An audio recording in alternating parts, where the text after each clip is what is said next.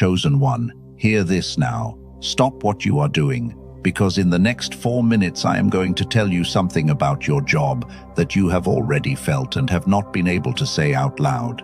That tightness just under your collarbone on Sunday evenings. That exhaustion that arrives before the day has even started. The kind sleep does not touch. That flat, quiet dread when a friend asks how work is going and you hear yourself say, "Fine," in a voice that is not yours. Do not let anyone talk you out of what your body is reporting. That is not weakness. That is a reading. Maybe the last 72 hours have felt unusually loaded. Perhaps a meeting was moved without a clear reason. Maybe a name you had not thought about in years surfaced on your phone. Maybe someone who has never once asked your opinion suddenly asked it, and the room went slightly quiet while you answered.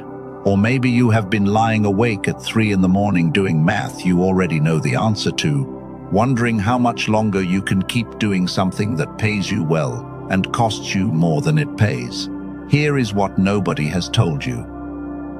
Your job is about to change suddenly, and it is not changing because you failed at it. It is changing because you outgrew the container 18 months ago, and everything you have been calling burnout is the pressure of something too large sitting in a space too small. Something is working overtime this week to make you quit in the wrong way, at the wrong hour, on the wrong terms. Not because you are weak, because a person who leaves in exhaustion leaves without the thing they came to collect. And something out there knows exactly what you have accumulated in these years of being underestimated. You are not becoming valuable because someone finally noticed. You have been valuable through every year nobody did. Within the next 24 hours, the fog around this decision can begin to lift, and the confusion you have been carrying about whether to stay or go can begin to lose its grip. You chose to keep your standard when cutting corners was rewarded. You chose to stay steady when the room got political. You chose to keep doing excellent work for people who had already decided not to see it. Think back to that moment this week when you wanted to defend yourself, correct the record, or send the message that would have made you feel better for 11 minutes. And you stopped. You closed the laptop instead. You thought that silence made you look replaceable. That silence was the interview. That was the moment the file on you was updated. And it was not updated by anyone in your building. You did not find this message by accident. The algorithm may have placed it in front of you, but your awareness chose to stay. And awareness is the one thing no system can manufacture for you. So, stay with me to the very last second, because in the time we have together, I am going to hand you 3 things. I am going to give you the reason your work has felt unbearable in exactly this season, and it is not the reason you have been telling yourself. I am going to walk you through the signal board, the small set of events that always appear in the 72 hours before a sudden change, so that you stop being surprised by your own life. And I am going to give you the 4 questions that separate the safe door from the correct door, because both of them are going to open, and they are going to open close enough together to feel like one decision. Do not leave this message early. Your future self needs what is in the middle of it, not the beginning. If you walk away now, you go back to the same chair tomorrow with the same fog, and when the phone call comes, and it is coming, you answer it as the version of you who is still guessing. Picture that clearly. Picture the call arriving on a Tuesday afternoon while you are tired and unprepared. Picture yourself saying, "Let me think about it." And picture the room on the other end going quiet in a way you will replay for years. I have watched this exact thing happen more times than I can count. Years ago, I sat with a woman who had been at the same company for 19 years. She told me she felt guilty for being unhappy because so many people would want her position. 3 weeks later, her department was restructured and she was moved into a role she had never applied for, a role that used the part of her nobody had touched in a decade. She called me and said the strangest sentence. She said, "I think I was being kept, not stuck. Something has been whispering a very specific lie into your season. The lie has 4 parts. It says you waited too long. It says the market has changed, and you did not change with it. It says the people who moved ahead of you were simply better. And it says the door you actually want closed quietly years ago, and nobody had the decency to tell you. Every part of that is a lie, and here is the verdict that overrides it. Habakkuk chapter 2 verse 3. For the vision is yet for an appointed time, and at the end it shall speak, and not lie. Though it tarry, wait for it, because it will surely come, it will not tarry. Notice what that verse does not say. It does not say the vision failed. It does not say you missed the window. It says there is an appointed time, and appointed means scheduled by somebody other than you. The delay you have been grieving is not evidence of absence. It is evidence of a calendar you were not shown. I want you to feel the weight of that before we go further, because everything else in this message rests on it. The appointed time is not tomorrow in the vague sense that people use to comfort each other. It is a date. It exists. And your only real job between now and then is to arrive at it intact and awake. There was a second moment this week, smaller than the first. You noticed something you would normally miss. A tone in someone's voice, a pause before an answer, a door that is usually open which was closed. You told yourself you were reading into things. You were not reading into things. Your perception has been sharpening for months, and sharpening is uncomfortable because a sharper instrument feels everything the dull one used to slide past. Chosen one, that discomfort is not damage. That discomfort is calibration. Now let me tell you what the word suddenly actually means, because the entire rest of this message depends on you understanding it correctly, and almost nobody does. In Hebrew, there is a word, pithom. It is the word used when something arrives without warning, when the shape of a life changes between 1 hour and the next. But the word does not describe the process. It describes the moment of contact. It describes the instant the invisible thing finally touches the ground where people can see it. Pithom is not a description of how long something took to build. It is a description of how quickly it became visible. That distinction is going to save you a great deal of unnecessary grief, so let me make it concrete. There is a bamboo that grows across parts of Asia. You plant the seed, you water it. The first year, nothing appears above the soil. The second year, nothing. The third year, nothing. The fourth year, still nothing. And by then, most people have quietly stopped watering because 4 years of watering bare dirt does something to a person. Then in the fifth year, the shoot breaks the surface, and in roughly 6 weeks, it grows taller than the house beside it. Now ask the honest question, did that bamboo grow in 6 weeks, or did it grow in 5 years? Everyone who watched only the 6th week calls it sudden. Everyone who watched the 5 years calls it inevitable. The bamboo did not spend those years doing nothing.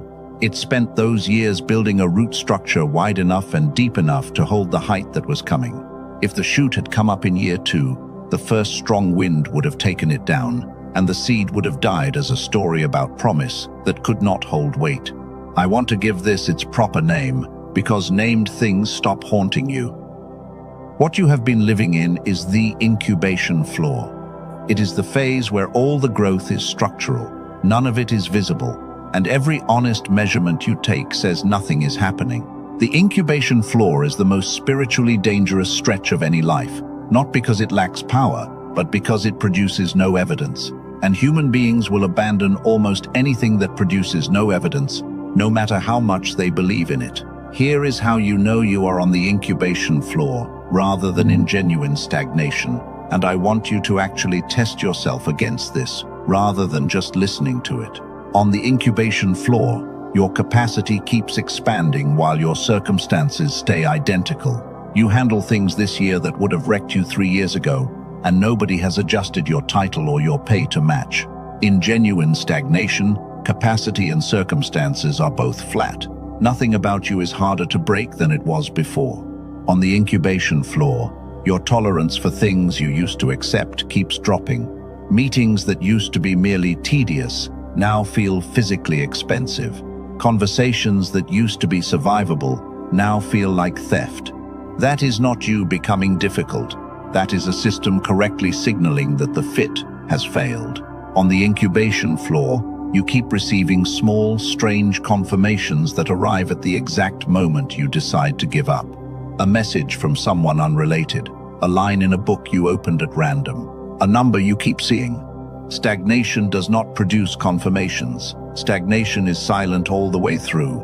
And on the incubation floor, the thing you would do, if money were not a factor, keeps getting clearer, not blurrier. That clarity is not a fantasy. It is a specification being written. Chosen one, if 3 of those 4 describe your last year, you are not stuck, you are underground. And underground is not a punishment. Underground is where root systems are made, and root systems are the only reason height is survivable. Which brings me to the sentence I want lodged in you for the rest of this message, because we are going to return to it many times before we finish. The sudden is not a punishment, the sudden is a summons. Chosen one, as we move deeper into this, I need you to let something settle that most people spend an entire career refusing to look at directly. Let me describe your last 18 months back to you, and I want you to notice how specific I am willing to be, because vague comfort is worth nothing to a person in your position. You have been more tired than the work justifies, not the tired that a weekend fixes, the kind that sits behind your eyes on a Wednesday morning and makes the drive feel longer than the distance. You have found yourself sitting in the parking lot after arriving, engine off, for 2 or 3 minutes longer than necessary, doing nothing in particular. You have opened a document you know how to write and stared at it while your mind went somewhere else entirely. And at some point in the last few months, you caught yourself calculating how many years are left before you can stop. You have also become strangely forgetful in small ways that embarrass you. A word disappears mid-sentence. A name you have known for a decade will not come when you reach for it. You walk into a room and the reason evaporates. And because you are the kind of person who takes responsibility for things, you have quietly filed all of this under a single explanation. You decided you are getting older, or you decided you have lost your discipline, or you decided that somewhere along the way, you simply stopped being as sharp as you used to be, and that this is what happens, and everyone goes through it, and you should be grateful and stop complaining. I want to remove that explanation from the table, and I want to do it carefully, because it has been sitting there so long it feels like furniture. Fatigue that comes from doing too much has a very particular shape. It responds to rest. You take 4 days off, you feel restored, you return with something in the tank. That is the fatigue of overuse, and it is honest fatigue, and it heals the way a muscle heals. What you have been carrying does not respond to rest. You have taken the days off. You have come back on Monday, and by 10 in the morning, the weight was already back in the same position, in the same spot behind your eyes, as if it had been waiting in your chair. That is not the fatigue of overuse. That is the fatigue of misfit. And misfit fatigue does not heal with rest, because rest is not the missing ingredient. Here is the mechanism nobody explains, and once you see it, you will not be able to unsee it in your own life or in the lives of everyone around you. Every role you occupy has a ceiling built into it. Not a ceiling of pay, a ceiling of demand. There is a maximum amount of judgment, creativity, discernment, and decision-making that the position is designed to require from whoever holds it. When you first arrive, your capacity is below that ceiling, and the gap between you and the ceiling is what you experience as challenge. Challenge is energizing. That is the season people describe as loving their work. Then you grow. You solve the same class of problem enough times that solving it stops requiring you. You develop instincts. You start seeing 3 moves ahead in a game the role only ever asked you to see 1 move ahead in. And at some point, without any announcement and without any warning, your capacity crosses the ceiling of the role. And here is the part that ruins people. Nothing changes on the outside on the day that happens. The desk is the same, the salary is the same, the calendar is the same. The only thing that changes is that from that day forward, every hour you spend there requires you to run a large engine at low output, and a large engine at low output does not idle peacefully. It vibrates, it heats, it burns fuel, producing nothing.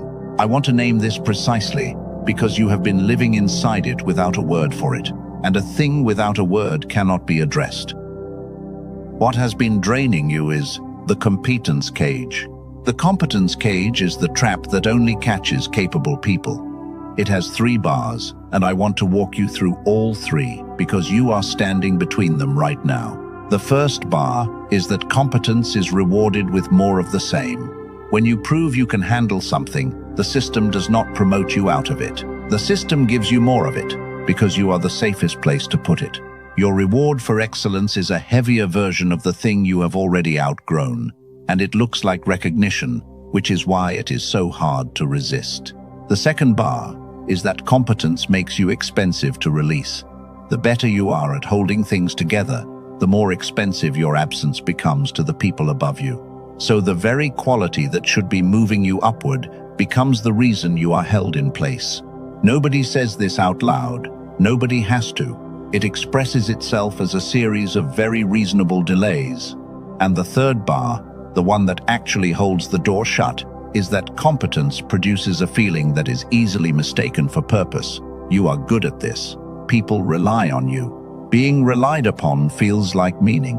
And you can spend a decade inside a cage whose bars are made of being needed, telling yourself that a place where you are needed must be the place where you belong. Chosen one, being needed and being called are not the same thing, and confusing them has cost more good people, more good years than almost any other era I know of. Now let me do the thing that I believe is the real reason you are still listening. I want to go back through your last several years with this mechanism in hand and rewrite what they meant, because you have been carrying a verdict on yourself that the evidence does not support. You thought you were losing your edge. You were pressing a sharpened edge against a surface too soft to register it. You thought you had become lazy. You had become efficient at something that no longer required your full presence, and your full presence had nowhere to go. You thought your mind was slipping. Your mind was running a background process that never resolved, which is the most expensive kind of cognitive load there is. And it was running that process every single day inside a room that never gave it an answer. You thought the restlessness meant you were ungrateful. The restlessness was accurate. You thought the years were wasted. The years built exactly the root system we talked about, and the reason you cannot see the value of what you built is that you built it underground, where nobody photographs anything. Think of Joseph in the house of Potiphar, and then in the prison. He was not idle in either place. He ran the house. He ran the prison. He became the most competent person in every room he was thrown into, and his competence did not release him. His competence made him indispensable to the exact places he was trying to leave. For years, his excellence was the reason he stayed. And then, in a single afternoon, a man remembered a dream, and Joseph went from a cell to the second highest office in the nation before the sun went down. Nothing in Joseph changed that morning. The room changed. The demand finally rose to meet a capacity that had already been finished for years. That is what is about to happen suddenly with your work. Your job is about to change suddenly, and the change will not be a reward for something you do next week. It will be a room finally opening that is large enough to require the version of you that has already been built. So let me give you something to do with all of this tonight, because insight that stays as insight is a very expensive kind of entertainment. I want you to make one honest measurement this week. Take the last 90 days and identify the 3 hardest things that happened at your work. Not the most annoying, the hardest. Now ask a single question about each one. Did solving it require the best of what you have, or did it require the practiced part of what you have? If all 3 required only the practiced part, you have your answer, and you have had it for a long time. You are not tired because the work is too much. You are tired because the work is too small, and something very large in you has been holding still to fit in the frame. Do not act on that yet. Do not write the resignation letter tonight. There is a right way for this door to open and a wrong way to force it, and forcing it is exactly what the pressure of this season is designed to make you do. We are going to get to the difference, and it matters more than almost anything else I will tell you. For now, hold this. The exhaustion is not the verdict on you. The exhaustion is the receipt for growth that has not yet been given a place to spend itself. Chosen one, the sudden is not a punishment. The sudden is a summons. Chosen one, as we enter this next layer of the message, allow what comes now to settle deeper than the last part, because we are moving from diagnosis into something you can actually use before this week is over. If the first thing I gave you was a mirror, this next thing is a set of instruments. And I am going to be very concrete, because vague spirituality has never once helped a person read the actual moment they are standing in. A sudden change always announces itself, and it announces itself the same way every time. It always announces itself. The announcement is simply written in a language most people were never taught to read, and because they cannot read it, they experience the arrival as a shock, and then spend years telling the story as though it came out of nowhere. I have sat with enough people on the other side of a sudden change to notice something that has never once failed. When you walk them backward through the 72 hours before the change landed, 3 specific kinds of events are always sitting there, every time. And in every case, the person says the same sentence. They say, "I noticed that. I just did not think it meant anything. I want to give you the board so that you stop dismissing your own instruments." I call it the signal board, and it has 3 lights. The first light is displacement. Something in your normal pattern moves without a good reason. A recurring meeting is cancelled or shifted. A person who is always in the office is unexpectedly out. A project you were told was urgent goes quiet. A schedule that has been fixed for a year is suddenly fluid.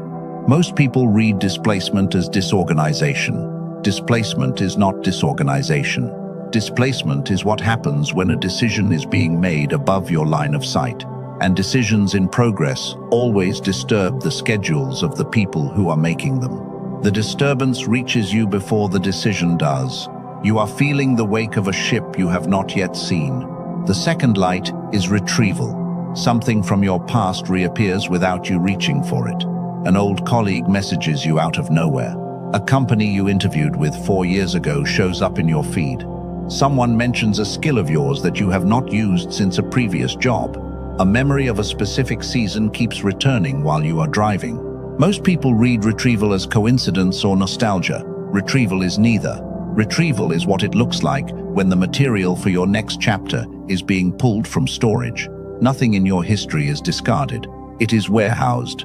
And when a new assignment is being assembled, the pieces you thought were obsolete are the first things brought back to the surface, because the new thing is going to require the whole of you, not just the part you have been using recently.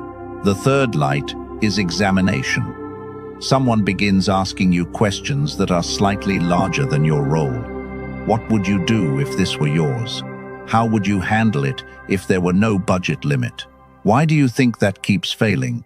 Sometimes the question comes from a superior. Sometimes it comes from a stranger. Sometimes it arrives disguised as small talk at a place that has nothing to do with your work. Most people read examination as flattery, or as a trap, or as nothing at all. Examination is a test being administered by someone who has already begun to imagine you somewhere else. Nobody asks a person to think above their position unless they are quietly measuring whether the person can. Displacement, retrieval, examination. 3 lights, and every sudden change in a working life turns at least one of them on first. 1 light is noise. Life produces one of those every month without meaning anything at all. 2 lights inside a single week is worth writing down. 3 lights inside 72 hours has never once, in everything I have observed, been nothing. Now I want to pause here, because there is something else I need to place in front of you before we go any further, and this is the right moment for it. Over the last several years, something was worked out in research laboratories that almost nobody in rooms like this one has been told about, not because it contradicts anything sacred, because it came from a direction most of us are not watching, and the people who care most about the things we are discussing tonight are rarely reading what comes out of a neurology department in New York. It concerns the reason a capable, sincere, prepared person can stand directly in front of the moment they have been waiting years for and fail to recognize it while it is happening. It traces back to work that won a Nobel Prize, and yet the application of it is so simple that it sounds almost suspicious the first time you hear it described. I am going to tell you exactly what they found later in this message, and I am going to tell you why it matters more for your specific situation than anything else I could hand you. But not yet. For now, I want you to sit with one question and let it stay open.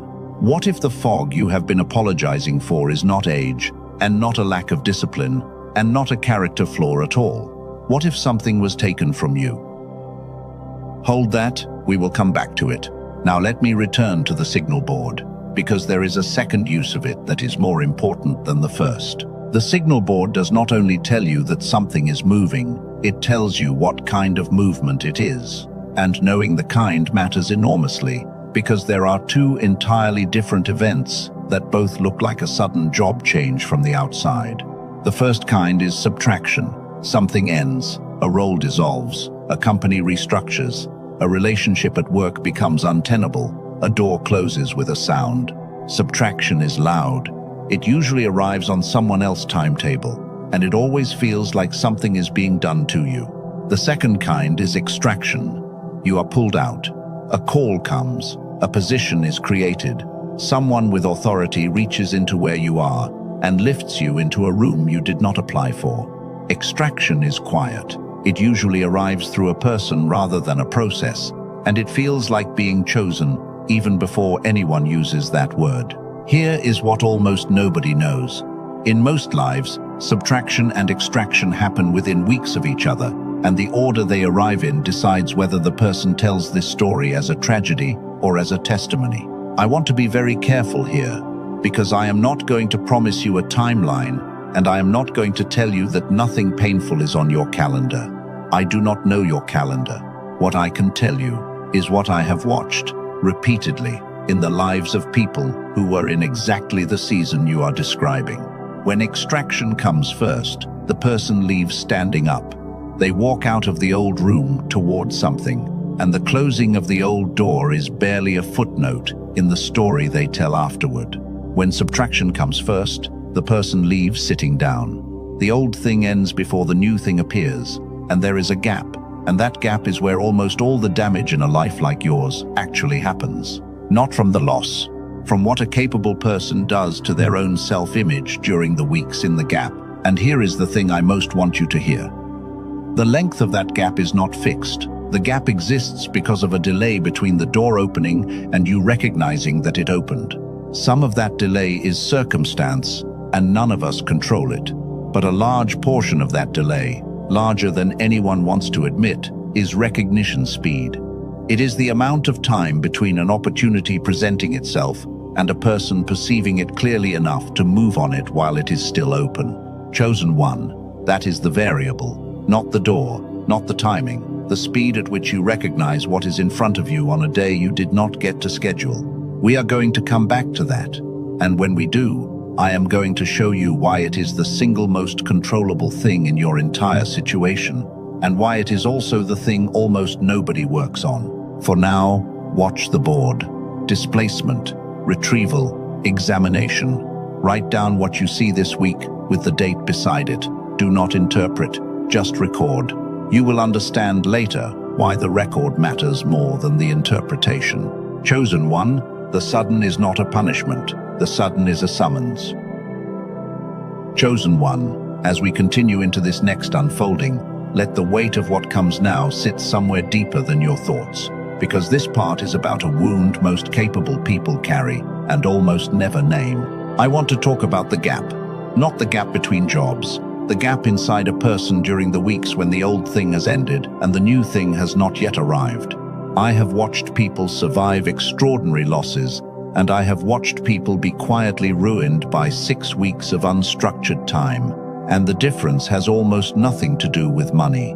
It has to do with what a high-functioning person does to themselves when there is no longer a place to put their competence. Here is what happens in the gap. On day 3, you feel relief. On day 9, you feel restless. By the end of the second week, the restlessness has turned into a specific and cruel voice. And that voice does not attack you where you are weak. It attacks you where you are strong. It says, look how quickly they replaced you. It says, all that loyalty, and it took them 11 days. It says, Maybe you were never as necessary as you believed.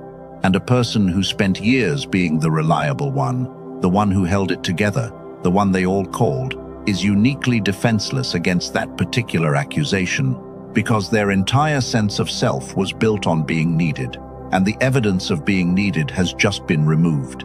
Chosen one, I want to hand you the truth about that, and I want you to hold on to it before you ever need it. The speed at which a place absorbs your absence is not a measurement of your value. It is a measurement of how well you built the thing while you were there. The better you did it, the smoother it runs without you. You are not being told you were unnecessary. You are being shown the quality of what you left behind. Now let me tell you about a man I sat with a few years ago, because the shape of what happened to him is going to matter later in this message. He had been an operations manager for 11 years at a company where he had built almost every process they used. He was let go in a restructuring on a Thursday morning with a severance package and a handshake. He told me the worst part was not the loss of income. The worst part was that for the first 3 weeks he could not make decisions. He said, "I have made 1,000 decisions a week for a decade, and now I cannot decide what to do at 11 in the morning." That is not weakness. That is what happens when the structure that was organizing a person's mind is removed, and the mind has to build its own scaffolding for the first time in years. It is temporary, but while it lasts, it is disorienting in a way that people who have not been through it consistently underestimate. Now here is what he told me 8 months later, and this is why I am telling you this at all. He said, 3 good things came to me during those weeks, and I could only see one of them at the time. Read that again in your own mind. 3 good things came, and he could only see one. That is the gap, and that is the real danger of it. It is not that opportunity stops arriving. It is that the internal instrument you use to detect opportunity is running at reduced sensitivity at precisely the moment the arrivals begin. This is the point where I need to give this its name, because we are going to build on it for the rest of our time together. The distance between an opportunity being present and a person perceiving it clearly is what I want you to start calling the receiver gap. Everything you have ever prayed for has to arrive through a receiver. That is not a metaphor I am inventing for effect. The signal can be perfect, the timing can be exact, the door can be genuinely open, and the moment can still be lost entirely on the receiving end. And what makes the receiver gap so cruel is that from the inside it does not feel like a gap at all. It feels like nothing happened. I want to be exact about what I mean by the receiver, because I am not talking about faith, and I am not talking about worthiness. You have plenty of both. I am talking about the practical instrument through which a person perceives, evaluates, and responds to what is in front of them in real time. Attention, pattern recognition, the ability to hold 2 things at once and see the relationship between them. The speed at which a possibility becomes a decision. That instrument is not fixed, it varies. It varies dramatically with your state, and the version of you that walks into an unexpected conversation on a Tuesday afternoon is not always the same version that would have walked in on a different Tuesday. And this is the part that should make you sit up straight. The moments that change a life do not schedule themselves around your good days. Think about Ruth for a moment. In the field, gleaning behind the harvesters, there is a detail in that account that people skip past. It says she happened to come to the portion of the field belonging to Boaz. The text is almost casual about it, but everything downstream of that day, the redemption, the marriage, the lineage, the whole line that leads to David, hangs on her being in a particular field on a particular morning and being present enough to answer well when the owner of the field spoke to her. She did not know that morning was the hinge. Nobody knows. That is the entire nature of hinges. You are always awake or not awake on the day it matters, and you do not get told in advance which day that is. If this is landing, type already below. Now let me take this back into your specific situation, because I do not want to leave you with an interesting idea and no floor to stand on. You are approaching a sudden change, and suddenly is the only word that matters in that sentence. We have established what suddenly actually means. We have established the mechanism that has been draining you. We have established the 3 lights on the signal board. And now we have established that the deciding variable is not the door, but your condition on the day the door appears. So the honest question becomes very simple and very uncomfortable. What condition is your receiver in right now? I want you to answer that with evidence, not with hope. Here are 4 measurements, and you already know all 4 answers. You have simply never been asked to say them plainly. When was the last time an idea arrived fully formed? The kind where you did not construct it, it simply appeared complete. If your honest answer is measured in years rather than weeks, write that down. How long does it take you now to move from noticing a problem to seeing a path through it, compared to how long it took when you were 30? Not how well you solve it, how fast the shape of the solution appears. When you read something substantial, how much of it is still with you the next morning? Not the topic, the actual content, the sentences, the argument. And when someone says something in a conversation that matters, how often do you find the right response 2 hours later while you are driving, instead of in the room? Chosen one, if those 4 answers made you flinch, I need you to hear the next sentence very clearly, because everything else I say tonight depends on it landing correctly. That is not a character flaw. That is not laziness. That is not age doing something inevitable to you. And it is absolutely not evidence that you are less than the person you used to be. It is a measurable condition with a specific cause, and it has been happening to you gradually for so long that you adjusted to it the way a person adjusts to a room that gets darker by 1 degree per week. Nobody notices the darkening. Everyone notices when the light comes back on. We are going to return to what causes it. I told you earlier there was something worked out in a laboratory that speaks directly to this, and I meant it, and we will get there. But before we do, there is something else you need to understand about how the sudden change actually selects the people it selects. Because it is not random, and it is not seniority, and it is certainly not who asked loudest. Something has been watching, and what it has been watching is not your resume. Chosen one, the sudden is not a punishment. The sudden is a summons. Chosen one, as we move into this next flow of revelation, let your spirit recognize what is being described, because I am about to tell you what has actually been happening in the rooms you were not invited to. There is a phrase people use when a sudden change lands on someone else. They say, "I do not know how they got that," as if positions were distributed by lottery, or by charm, or by who happened to be standing closest to the person making the decision. I want to show you what actually happens, because once you see it, you will understand why the last 2 years have been so strange, and why the specific things that hurt most were the things that mattered most. Every sudden elevation I have ever traced backward began the same way. Somebody watched somebody handle something badly done to them. Not handle a project, not handle a client, handle an injustice. Let me be very specific, because generalities will not help you here. The moments that get logged are these. How you spoke about the person who took credit for your work on the day it happened, to the one colleague who asked. Whether you slowed down after being passed over, or kept your standard at the same level for a job that had just told you it did not value the standard. What you did with information that could have damaged someone who had damaged you. Whether the quality of your work on the small invisible task was the same as on the visible one. Those are the moments, not the presentations, not the numbers, those. And here is why. Anyone can be measured for competence. Competence is cheap to verify and easy to teach. What cannot be verified in an interview, and what every serious person is actually trying to find out before they hand somebody real authority, is a single question. What does this person do when they have been wronged and there is no audience? Because authority multiplies whatever a person already is. Give a bitter person authority and you get a department that runs on fear. Give a self-justifying person authority and you get a culture where nobody admits mistakes. Give a person authority who has proven that they hold their standard even when the standard is not being rewarded, and you get something rare enough that people build entire organizations around trying to find it.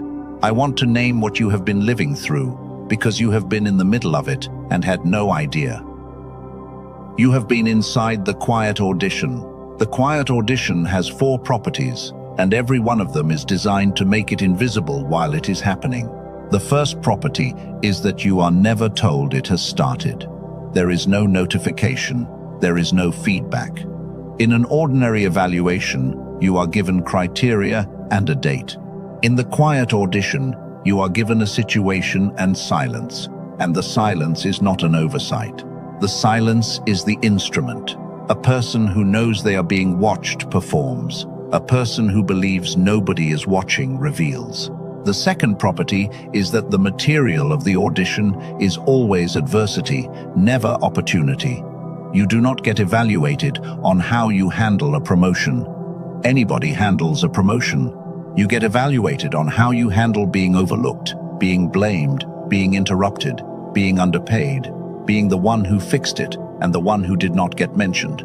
The third property is that it runs long, months, sometimes years, long enough that the person being examined stops believing anything is being examined at all and settles into their actual character, which is exactly the point. A short test measures effort, a long test measures nature. And the fourth property, the one that hurts, is that the quiet audition looks identical to being forgotten. From the inside, there is no difference whatsoever between a season in which you are being carefully observed and a season in which nobody is thinking about you at all. None. That is why so many capable people fail it in the final months, not from bad character, but from exhaustion of hope. Chosen one, I want you to consider something now that may reframe several very painful years for you. The moments that damaged you most may have been the moments that qualified you most. I know how that sounds when a person is still bleeding from it, so let me say it more carefully. I am not telling you the injustice was good. I am not telling you it was arranged for your benefit. Injustice is injustice, and it costs what it costs. What I am telling you is this. You responded to it in a particular way, and that response was not consumed by the moment. It became part of you and part of your record, and there is no version of the story where the way you carried yourself in those months disappears without being counted. Think of David for a moment. He was anointed as a boy, in his own house, in front of his own family, and then he went back to the sheep, not to a palace, to the sheep, and after that, to a court where the king threw a spear at him twice, and after that, to a cave. There is a stretch of years in that account where a person who had already been publicly marked for the throne spent his time hiding in wilderness and being hunted by the man he had served faithfully. And twice in those years he had the man who was hunting him alone, unarmed, unaware, entirely at his mercy, and twice he did not take it. There was no audience in the cave. There was nobody to be impressed. There was only a man deciding, in the dark, what kind of king he was going to be before he ever became one. That was the audition, not the giant, the cave. Now let me tell you about a woman I worked with for a season, because I want this to be closer to your life than a story from a sacred text. She had been passed over for a director role in favor of someone she had personally trained. She told me the day it was announced she went to her car at lunch and cried for 11 minutes, then fixed her face and went back in and spent the afternoon writing documentation to help the person who got the role succeed. She did not do that because she is a saint. She told me plainly she did it because she could not stand the thought of a project failing on her watch, even a project that was no longer hers. That is not martyrdom. That is a standard that has become structural. 14 months later, a client who had been in the room during that transition left the company and started something new. The first call was to her, not to the director, to her. And when she asked why, he said a sentence she has never forgotten. He said, "I watched what you did after they gave your job to someone else, and I decided then that if I ever built anything, I wanted you in it." She had no idea he had noticed. He had never mentioned it. Not once, in 14 months. There is a fifth thing that gets logged, and it is the one almost nobody thinks about. So I want to name it before we move on. How you treat the people who can do nothing for you. The assistant, the person on the night shift, the junior who asked a question everyone else considered too basic to answer, the vendor whose name most people in your building have never bothered to learn. I have watched more elevations turn on this than on any technical qualification. And the reason is simple once you see it. How a person behaves towards someone with power over them tells you almost nothing, because that behavior is strategic. How they behave towards someone with no power at all is the only unpolluted sample of their character available. And here is the part that should encourage you. Those interactions are the ones you have never once thought about afterward. You do not remember them because they cost you nothing and you were not performing, which means the record of them is entirely honest and entirely in your favor if you are the kind of person I believe you are. I sat with a man who had been elevated over 3 more senior colleagues, and he asked the person who chose him why, and the answer had nothing to do with results. The answer was that 11 years earlier, when this man was very junior, and the person choosing him was a temporary contractor that nobody spoke to, he had made a point of learning her name and using it. She had never forgotten it. She had waited 11 years to be in a position to do something about it. Chosen one, that is the quiet audition, and it is running right now in your life, and it has been running for longer than you think. So let me give you something practical to do with this, because I refuse to hand you a beautiful idea and no instruction. For the next stretch of time, however long it is, I want you to hold your standard as though the person who decides your next chapter is in the room. Not because you are performing, because they might be, and because you would rather be the version of yourself you can defend later than win 11 minutes of relief now. Do not lower the quality of your work in a place that has stopped rewarding it. That is the single most expensive act of self-sabotage available to a person in your season, and it feels completely justified while you are doing it. Do not speak about the people who overlooked you in a way you would not want repeated. It will be repeated. It always is. Do not confuse restraint with weakness. The restraint you have been practicing for 2 years is not passivity. It is the most difficult discipline available to a competent person, which is doing excellent work in a place that does not deserve it, for reasons that have nothing to do with the place. And do not let anyone, including the voice inside your own head at 3 in the morning, tell you that those years were wasted. You were not being ignored, you were being read. Chosen one, the sudden is not a punishment. The sudden is a summons. Chosen one, as we move deeper into this revelation, I need you to let something be dismantled, because there is a belief you are carrying that is going to cost you the very thing you have been waiting for if we do not deal with it now. The belief is this: you think that when the moment comes, you will rise to it. Almost everyone believes that. It feels like confidence. It feels like faith. And it is the most quietly dangerous assumption a capable person can carry into a season like yours. Because you do not rise to the moment. Nobody rises to the moment. What actually happens on the day that matters is that you fall to the level of whatever condition you are already operating in. The moment does not lift you. The moment reveals where you already were. I want to give this a name so it stops being invisible. This is the preparation illusion. The preparation illusion is the belief that preparation and readiness are the same thing. They are not. They are 2 entirely different properties, and confusing them has cost more people more opportunities than any lack of qualification ever has. Preparation is what you have accumulated: skills, experience, knowledge, scar tissue, judgment. It is stored, it is permanent, and you have a great deal of it. Preparation is a warehouse. Readiness is what you can access at a specific moment on a specific day under specific conditions. It is not stored, it is a state, and it fluctuates enormously. A warehouse full of inventory does not help a customer standing at a counter if the doors are jammed and nobody can get to the shelves. And that is precisely what happens to prepared people in the sudden moments that matter most. The inventory is there. The access is not. Let me make this concrete, because I want you to recognize it in your own history. Think of a conversation in the last 2 years where you knew the answer and could not produce it in the room. You knew it.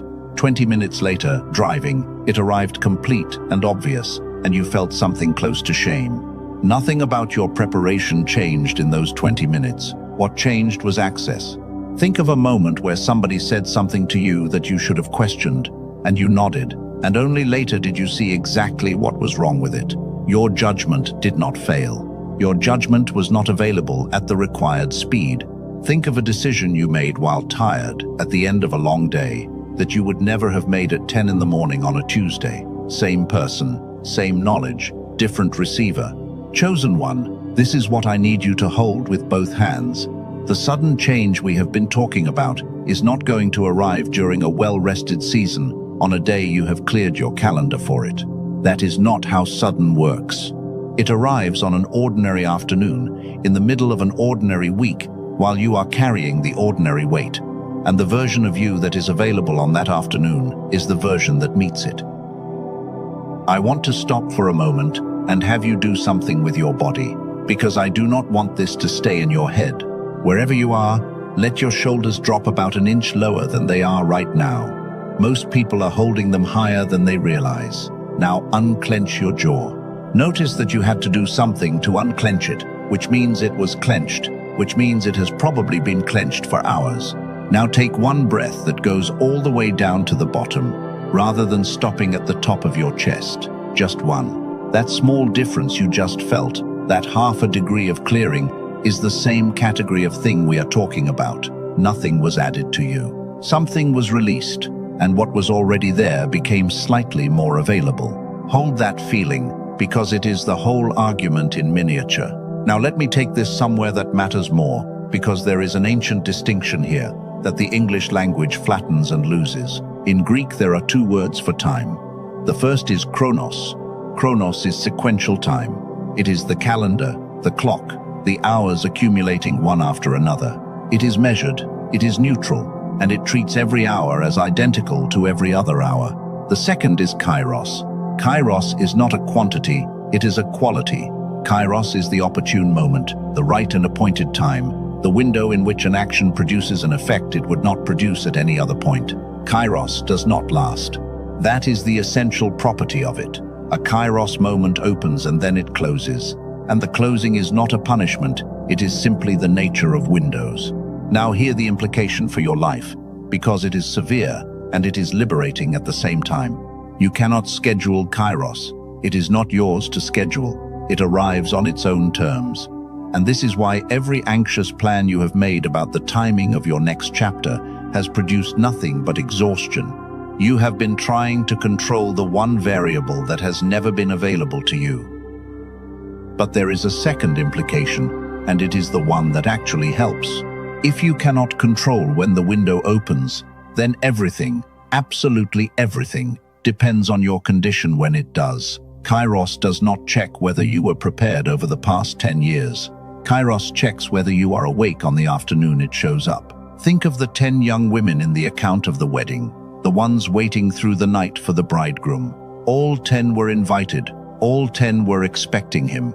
All 10 fell asleep because the delay was long, and sleep is not a moral failure. The difference between the 5 who went in and the 5 who did not had nothing to do with belief or worthiness or how long they had waited. It came down to one thing: whether their lamps could produce light at the hour the call came. That is not a story about faith. That is a story about capacity at the moment of arrival. And here is the sentence I want to leave in you before we go further, because it changes what you should be spending your energy on for the rest of this season. You have spent years working on your preparation. Almost nobody works on their readiness. And readiness, not preparation, is what gets tested on the day your job changes suddenly. And suddenly is exactly the condition nobody rehearses for. Now I know the immediate question, because everyone asks it at exactly this point. What does working on readiness even mean? You cannot practice for an unknown event on an unknown date. You are right, you cannot, but that is not what readiness is. Readiness is not rehearsal. Readiness is the baseline condition of the instrument. It is how clearly you think on an average Tuesday, not how brilliantly you can perform when you are focused and rested and everything is aligned. Because the average Tuesday is when it happens, and a baseline can be raised. That is the whole point. That is the only genuinely controllable variable in this entire situation.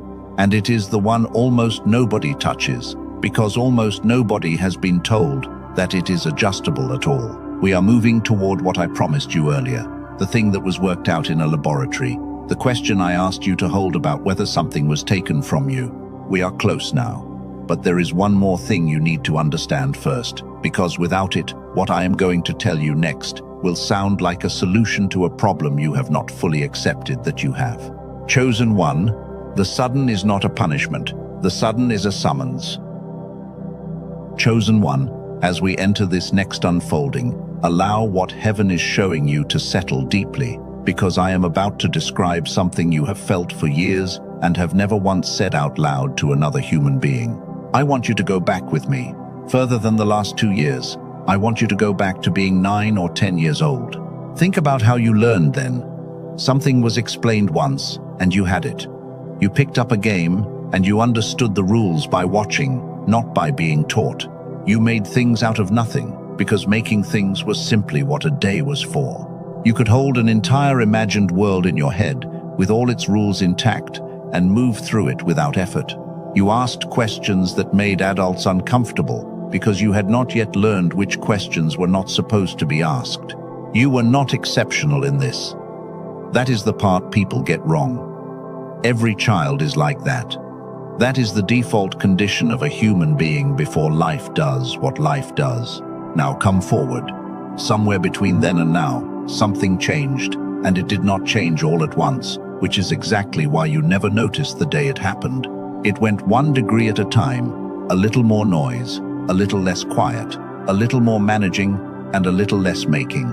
Years of holding responsibilities that never fully resolved.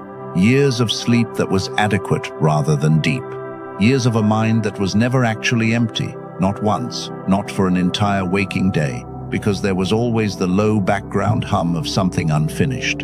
And somewhere in there, without any announcement, the way you think stopped being the way you thought at 10. I want to be careful here, because I am not going to insult you with the standard explanation. The standard explanation is that this is just what growing up is. That children have that quality because they have no responsibilities, and adults lose it because life is heavy, and that is simply the trade. I do not believe that, and I do not think you do either, and here is the reason. If it were purely about responsibility, then the sharpest people you know would be the ones with the least on their shoulders. That is not what you observe.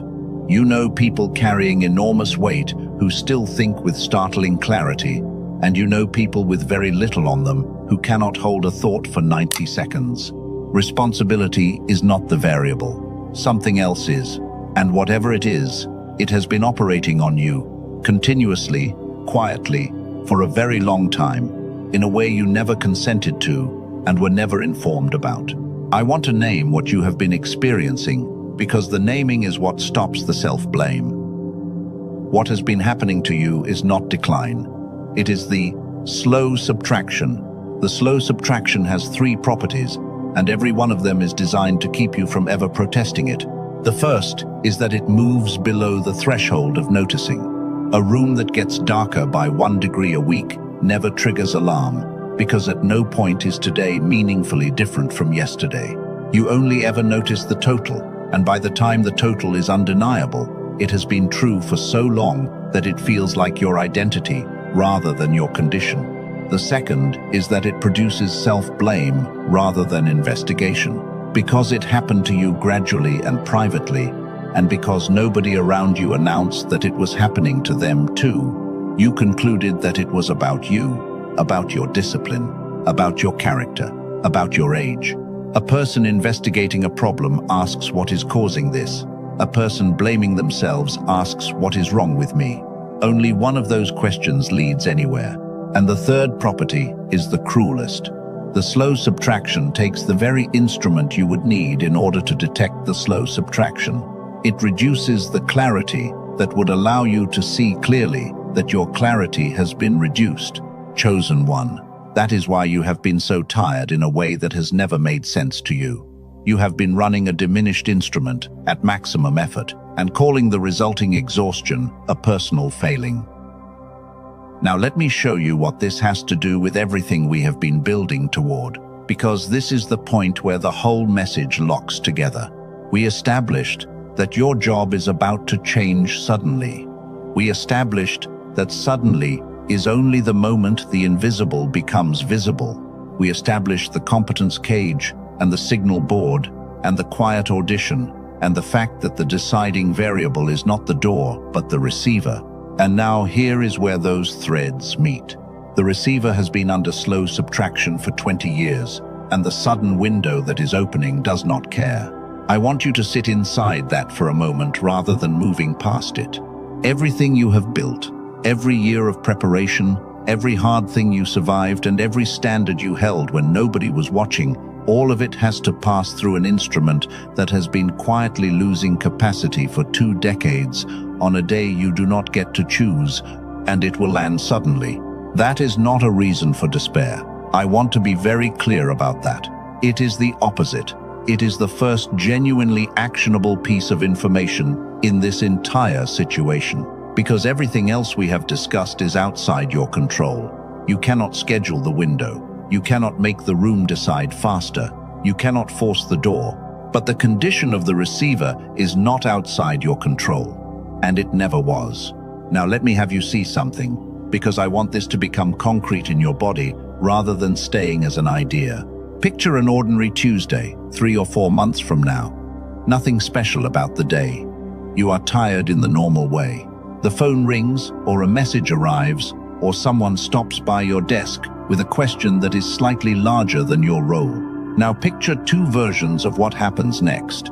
In the first, you hear it through fog. You process it a half second slower than you should. You say, the safe thing, the deferring thing, the let me think about it thing, and the conversation moves on, and it is not until that evening that you understand fully what was being offered and exactly what you should have said.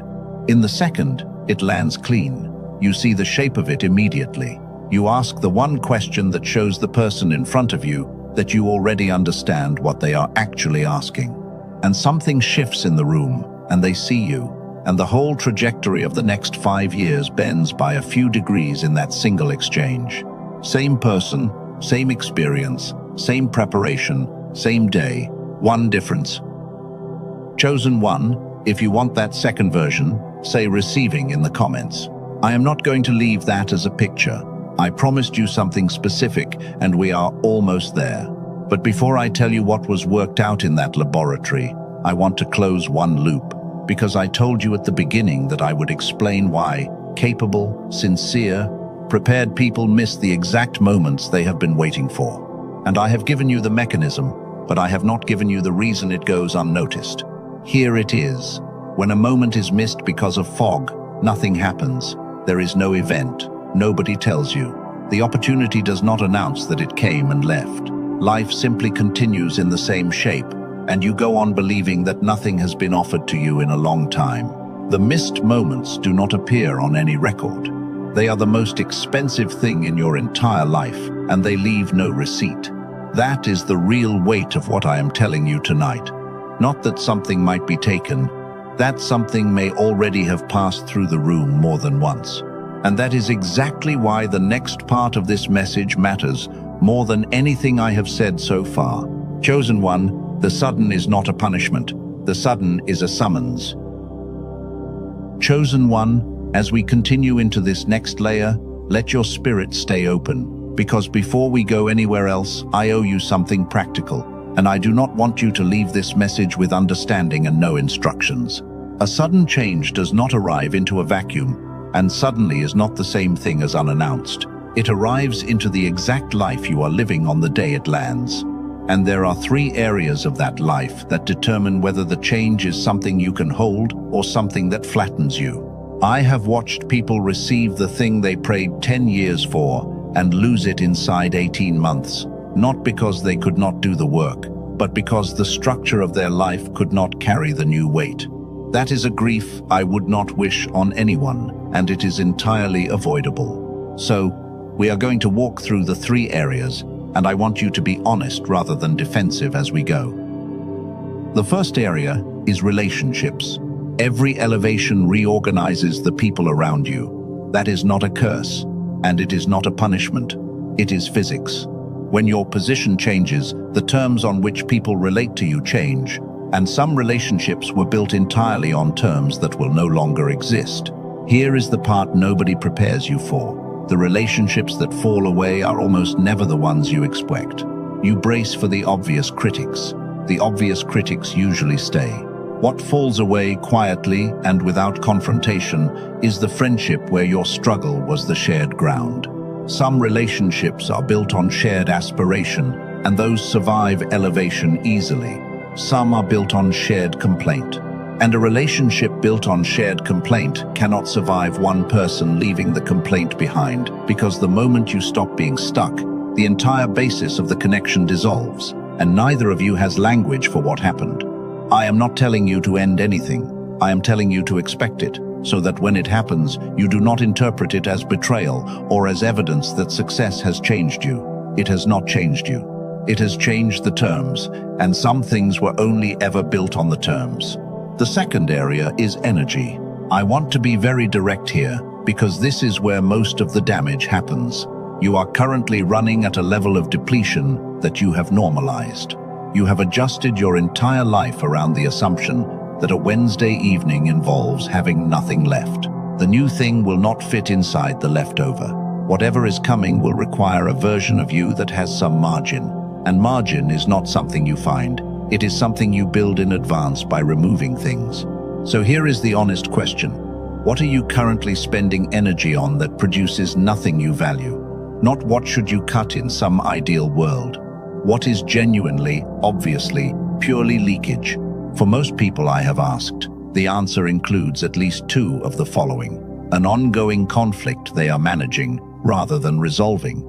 A commitment they said yes to 18 months ago that no longer makes sense and that they have not cancelled because cancelling requires a conversation, a daily habit of consuming things that leave them agitated, and a low-grade financial disorder that produces a small hit of anxiety every time they think about it and which could be substantially resolved in one focused afternoon. Every one of those is a running process. Every one of them is drawing on the same reserve you will need on the Tuesday we talked about. Clear the schedule, repair the discipline, organize the finances, close the loop you have been leaving open, protect the first hour of your day from other people. Each of those is small. Together they are the difference between arriving at the appointed time with something in reserve and arriving already empty.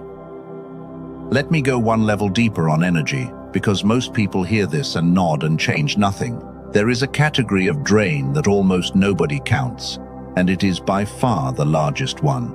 It is the energy consumed by open loops.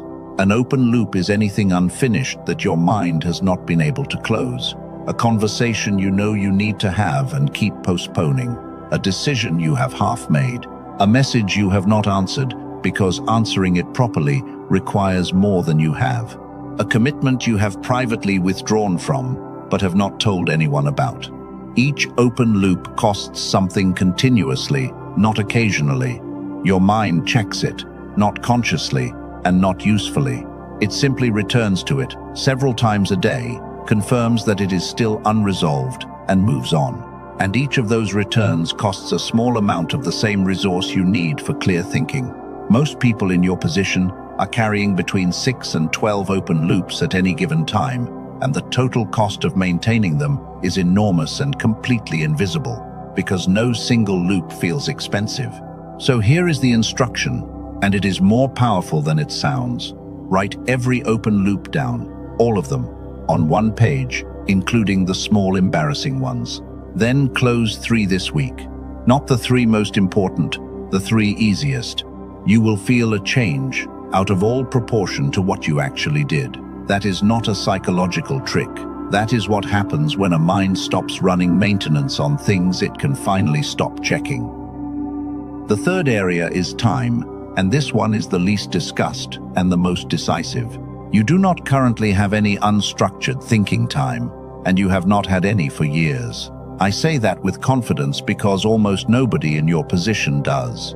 Every gap in your day has been filled with something that occupies the mind without engaging it. And this matters enormously, for a reason most people have never considered. The kind of insight that changes a trajectory does not arrive during focused effort. It arrives in the space after focused effort, when the mind is free but not empty. Everyone knows this experientially. It is why the answer comes in the shower, on the walk, in the 20 minutes of driving with no radio. A life with no such space is a life in which insight has nowhere to land. You can be as prepared as any human being alive and still receive nothing, simply because there is no unoccupied surface for anything to arrive on. Think of Nehemiah for a moment. He was a cupbearer to a foreign king, which is to say, he had a good job serving somebody else's agenda in a place that was not his home. And the account says that when he heard the news about the broken walls of the city, he sat down and wept and mourned for days. And then he fasted and prayed, days, before he did anything at all. And then, when the king finally noticed his face and asked what was wrong, Nehemiah had an answer ready. Not a feeling, a plan, timber quantities, letters of passage, a timeline. He asked for specifics in a single conversation because the specifics had been formed in the days when he was doing nothing that looked productive. That conversation lasted minutes. The preparation for it took months of what most people would have called wasted time. Chosen one, I want you to hear the pattern in that, because it is the same pattern as everything else we have discussed tonight. The moment was sudden, the readiness was not. So let me give you the instruction plainly. Between now and whenever your window opens, build one protected space in your week where nothing is consumed and nothing is produced. 30 minutes. A walk with no headphones. A drive with no sound. Sitting in one chair with the phone in another room. You will hate the first 3 times you do it. Your mind will produce an extraordinary quantity of noise for the first 10 minutes, and you will conclude it is not working. It is working. That noise is the backlog clearing, and it has to move through before anything else can move in. And here is what I want you to notice. On the 4th or 5th time, something will surface that you did not go looking for. A name, a connection between 2 things you had never placed side by side. A sentence you needed. That is not mysticism. That is what a mind does when it is finally given the conditions to do it. Now, let me be honest with you about the limitation of everything I have just said, because I would rather tell you the truth than sell you a tidy solution. Everything in these 3 areas is about clearing obstruction, removing leakage, making space, and clearing obstruction is genuinely powerful, and I would tell you to do it even if there were nothing else available to you. But clearing obstruction does not restore capacity that was subtracted. It gives you full access to whatever you currently have. It does not give you back what the slow subtraction took. And that is a different problem entirely, requiring a different kind of answer. And it is the answer I have been holding since the beginning of this message. We are there now. Chosen one. The sudden is not a punishment. The sudden is a summons. Chosen one. As we move into this next flow, let what comes now go somewhere permanent, because I am going to hand you a tool that you are going to need within months, and possibly within weeks. I told you at the beginning that 2 doors were going to open, and that they would open close enough together that they would feel like a single decision. I want to make good on that now, because getting this wrong is the most common way a person loses the thing that was arranged for them. Here is the shape of it. When a sudden change begins to land, it almost never presents as one clear option. It presents as 2. And the 2 are not good and evil, which would be easy. They are safe and correct. The safe door is familiar. It is a lateral move, or a slightly better version of what you already do, or a counteroffer from the place you were about to leave. It arrives with reassurance attached. It requires no explanation to your family. It carries almost no risk of public failure. The correct door is unfamiliar. It usually requires something you have not done before. It often pays the same or less at the start. It arrives with fear attached rather than reassurance, and the fear is not a warning, it is simply the sensation of a system encountering an unmapped route. And here is why people take the safe door. In the moment of decision, fear and wrongness produce almost identical physical sensations. Almost identical. A tightening, a reluctance, a sense of no. And unless you have a way to tell them apart, you will read fear as discernment and walk through the wrong door with a clear conscience. So let me give you the 4 questions. I want you to write them down because you will not remember them when you need them, and the moment you will need them will arrive suddenly and will not announce itself as the moment. This is the two-door test. Question 1. Which door did you know about first? There is a phenomenon I have watched too many times to dismiss. The correct door is almost always the one that appeared first, in a smaller form, weeks or months before the actual decision, a conversation, a stray thought, a name you noted, and the safe door usually appears late, quickly, and with urgency attached. Urgency in the arrival is worth paying attention to. A thing that requires you to decide immediately is usually protecting itself from your consideration. Go back and ask which of these two possibilities has been in your awareness longer. That is data, and most people never think to look at it. Question 2. Which door requires you to become someone, and which one requires you to keep being who you already are? Both answers can be legitimate. Sometimes the season is one of consolidation, and the right move is genuinely the one that lets you stay as you are, but you must know which one you are choosing. Here is the distinguishing question underneath it. Ask yourself, if I take this door, who am I in 3 years? If the answer is a slightly older version of exactly who I am now, you are looking at the safe door, and you should choose it with open eyes rather than by accident. Question 3. Which fear is it? This is the one that matters most, so slow down here. There are two entirely different fears, and they feel nearly the same in the body. The first is the fear of exposure. It says, I might not be able to do this. People will see. I will be found out. That fear is almost always attached to the correct door, because the correct door always requires an untested capacity. The second is the fear of violation. It is quieter. It does not say, I might fail. It says, something is not right here. It is usually attached to a specific detail you noticed and dismissed. The way somebody spoke about a former employee, an inconsistency between two things you were told, a pressure to move fast that had no logical basis. Fear of exposure says, I am not enough. Fear of violation says, this is not clean. You must learn to separate those two, because they lead in opposite directions. Fear of exposure is almost always a signal to proceed.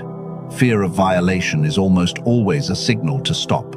And a person who cannot tell them apart will either walk into every trap or refuse every genuine opportunity, and both of those lives are tragedies. Question 4. Which door can you explain to yourself without using the word should? Listen to your own language when you talk about each option. If the sentences you use to justify one of them lean heavily on should, or on what a reasonable person would do, or on what anyone in my position obviously has to choose, you are not reasoning. You are managing the expectations of an imagined audience. The correct door tends to produce sentences that begin with I want, or I have known for a while, or there is something in this I need to find out. The safe door tends to produce sentences that begin with I should, or it would be irresponsible not to, or what would people think. Now let me be careful, because I am not telling you that the safe door is always wrong. That is exactly the kind of reckless advice that ruins people who have families depending on them. There are seasons where the safe door is genuinely the correct door, and there are obligations that are not negotiable. And I would never tell a person carrying real responsibility to leap on the basis of a feeling. What I am telling you is that you should know which door you are walking through and why, rather than discovering in 5 years that you chose by default and called it prudence. Chosen one. Most people do not choose the safe door. They drift into it and then construct the reasoning afterward. Now I want to tell you about something that happened to a man I sat with, because the 4 questions came out of watching people like him. He had been at the same firm for 15 years. In the space of about 3 weeks, 2 things happened. His own company offered him a title change with a modest raise, which he had wanted for years. And a former colleague, someone he had barely spoken to in a decade, called and described something being built and asked whether he would want to be part of it. He told me the second call frightened him so badly that he did not sleep that night. The first offer produced no reaction at all beyond mild relief. He went with the title change. He told himself it was the responsible decision, and by every ordinary measure it was. 18 months later, the thing his former colleague built was the largest professional success of anyone he had ever worked with, and he was still in the same building, doing the same work, with a slightly different sign on his door. And here is what he said to me, which is the reason I am telling you this at all. He did not say I made the wrong choice. He said something more precise and more painful. He said, I never actually made a choice. I reacted to the fear, and then I spent a year explaining to myself why the reaction was wisdom. That is the sentence I want to protect you from. Not the wrong outcome, the absence of a real decision. Now hear how all of this connects back to everything we have built tonight. The two-door test requires something specific from you. It requires that you can tell the difference between two fears that feel almost identical in the body. It requires that you can hear your own language accurately while you are speaking it.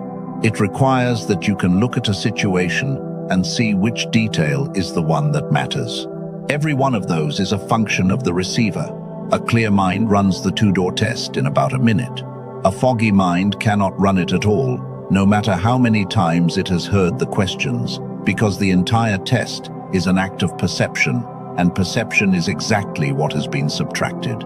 Chosen one, this is why I have not given you the answer yet, and why I have made you wait through so much of this message before I do. You needed to see the size of the problem first, not to frighten you, so that when I tell you what was worked out in that laboratory, you understand precisely what it is for, and you do not mistake it for a small convenience.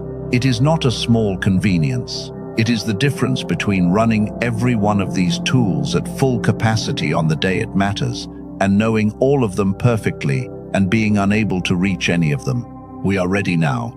Chosen one, the sudden is not a punishment. The sudden is a summons. Chosen one, I want to close the loop that has been open since early in this message, because I told you there was something worked out in research laboratories that I would come back to, and I want to tell you why. I waited until this exact moment to bring it forward. What they found is not information. What they found is a repair, and a repair only becomes useful once a person understands the full shape of the thing it repairs. You now understand the shape, but before I describe it, there is one more piece of ground I have to cover with you, and it is the piece that makes people angry once they see it clearly. I asked you earlier to hold a question. What if the fog is not age and not a character flaw? What if something was taken from you? I want to answer that now, and I want to answer it honestly rather than dramatically. Something was taken, not by a person, not by a conspiracy of individuals in a room somewhere, by an environment, by a way of living that every one of us was born into and none of us designed, which systematically and continuously does one specific thing to the human mind, and does it so consistently that we mistook the result for normal adulthood. Here is what I mean, and I want to be precise. The mind you were given operates best under a set of conditions that essentially no longer exist for anyone. Long, uninterrupted stretches, silence that lasts more than a few minutes, physical movement, sleep that is deep rather than merely sufficient, boredom, which is the state most people now go their entire adult lives without experiencing for even 1 hour. Now consider the actual conditions of the last 20 years of your life. Interruption every few minutes. Input from the moment your eyes open. A mind that is never allowed to complete a full cycle of anything before the next thing arrives. Constant low-grade division of attention across 4 or 5 open concerns that never fully close. Nobody designed that to harm you, but it does what it does, whether or not anyone intended it, and it has been doing it to you every day for 2 decades. And here is the part that should genuinely provoke something in you. You were never told. At no point did anyone say, by the way we all live now is going to reduce something in you gradually, and you will not notice, and you will conclude it is your fault. Instead, the message you received, over and over, was that if you were struggling, you should try harder, manage your time better, be more disciplined. And you, being the kind of person who takes responsibility, believed it and blamed yourself for 20 years. Chosen one, I want to say this as plainly as I know how. You did not lose your mind through weakness. Something was subtracted from you by the conditions of ordinary life, and calling that a personal failing is one of the great quiet injustices of our lifetime. If you have felt that in your bones for years without words for it, comment yes.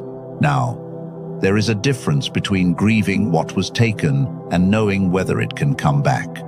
And that second question is the only one that actually matters at this point in your life. Let me put it in the frame we have been building all night. Your sudden is coming. We have established that. Your preparation is finished. We have established that too. Every tool I have given you tonight, the signal board, the two-door test, the reading of the quiet audition, all of it depends on one instrument being available on a day you cannot schedule. So the entire question of your next 5 years reduces to something startlingly small. Can the instrument be restored? Or do you walk into your appointed time operating at whatever fraction the last 20 years left you with? I would not have built this whole message toward that question if I did not have an answer for it. But here is what most messages like this never say, and I want to say it before I go on. Everything I have told you up to this point is true, and every one of these tools works. And without what comes next, they will work at a fraction of their capacity, because a tool is only as good as the hand that can reach it. So let me now say the plain part. No metaphor, no imagery, just the shape of it, because you deserve to see this without decoration before you decide anything about it. The why is this. A sudden change in your work is approaching, and it will be sudden in exactly the way we have described. And the thing that determines whether it lands as extraction or as subtraction is not the change itself. It is your capacity to perceive and respond clearly during the specific window when it happens. That window is short, it is unscheduled, and it will not repeat in the same form. The what is this? Your capacity to perceive and respond clearly is not fixed and is not a matter of character. It is a physiological state. It has been degraded gradually by the conditions of modern life, and unlike most things that get degraded over 20 years, it responds to a specific kind of intervention faster than almost anybody expects. And the who is this. This is not for everyone listening to me tonight. Some people hearing this are in a genuinely different season, and nothing about it applies to them. It is for the person who recognized themselves in the competence cage, who has been on the incubation floor and kept watering the dirt, who ran the 4 measurements earlier and flinched at the answers, who knows, with the part of them that does not lie, that there is a version of their own mind that has gone quiet and that they have been mourning it privately for years without ever telling a single person. If that is you, then what I am about to describe was built for a problem you have, not a problem in general, yours. And I want to be honest about what it is not, before I tell you what it is. It is not a replacement for anything sacred. It does not do the obeying for you. It does not make the decision for you. It does not close a door or open one. What God is doing in you is not conditional on any tool that any human being has ever built, and I would never suggest otherwise. What it does is narrower than that, and in your particular situation, more useful than almost anything else available. You now know what has been blocking you. The mechanism is clear. The door is visible. The only question left is what you do with a receiver that has been running at half capacity for 20 years. On the week the window opens. Chosen one. The sudden is not a punishment. The sudden is a summons. Chosen one. Do you remember the question I asked you to hold near the beginning of this message? Here is the answer. It won a Nobel Prize. In 1981, a researcher named Dr. Roger Sperry received the Nobel Prize for work that had been going on quietly for decades. What he established, working with patients whose 2 brain hemispheres had been surgically separated, was something that sounds obvious once you hear it, and was not obvious at all before he proved it. The 2 halves of the human brain are not redundant. They are specialists, and they were designed to operate together, in synchrony, exchanging information continuously, so that the whole instrument functions as one thing rather than 2. When that synchronization is intact, a specific state becomes available. Ideas arrive complete rather than assembled. Pattern and detail are visible at the same time. The gap between perceiving a situation and knowing what to do about it collapses to almost nothing. You do not think your way to the answer. The answer is simply present. You have been in that state before. Everyone has. It is the state you were in for most of your childhood, and it is the state you drop into occasionally as an adult, usually for an hour, usually without knowing why it happened or how to get back. Here is the finding that changes how you should read your entire life. Studies of creative capacity in children put roughly 98% of them at what researchers classify as the genius level. In adults, fewer than 1 in 1,000 still measure there. Read that again. 98%. Fewer than 1 in 1,000. That is not a story about talent being rare. That is a story about something nearly universal being lost in almost everyone, somewhere between childhood and now. And it is not lost through moral failure. It is lost because the synchronization degrades under exactly the conditions we discussed. Interruption, noise, divided attention, 20 years of it. The capacity was not removed. The connection between the halves was disrupted, which is a completely different problem, and importantly, a repairable one. Now let me tell you about 2 people, and then I will tell you what changed for them. A woman in California described her life before this in a way that stopped me. She said she had done everything her faith had asked of her.